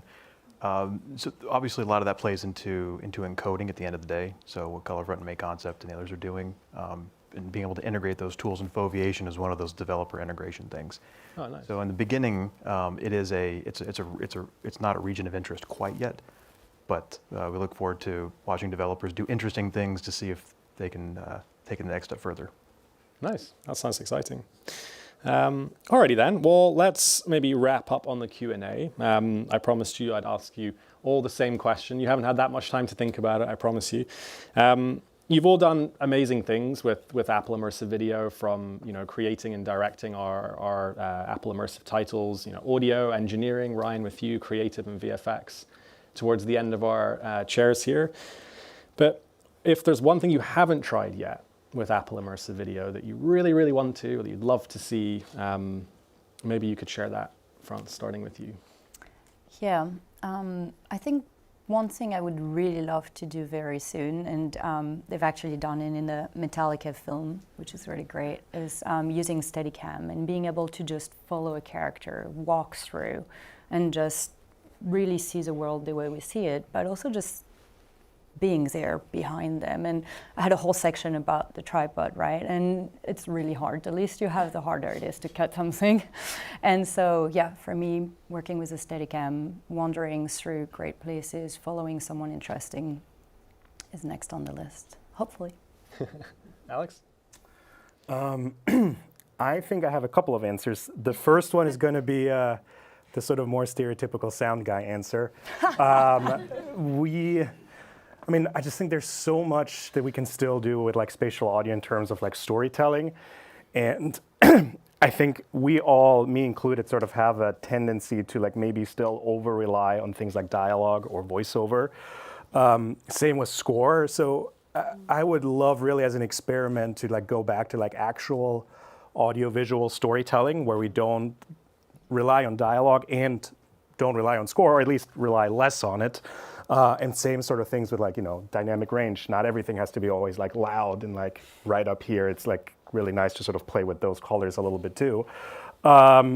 And then very similar to that, there's also, I think, still so much in this sort of like music space that would be really, really cool to try. We started already a little bit with like the rehearsal room experience, for example. And I think that kind of stuff, like there's a lot of potential, I think, to sort of blur the line between like concert and being like basically on stage much more intimately with the artist. Interesting. Ryan, what about you? That list is so long. How to get to the one thing is, we'll just genericize it. Yeah.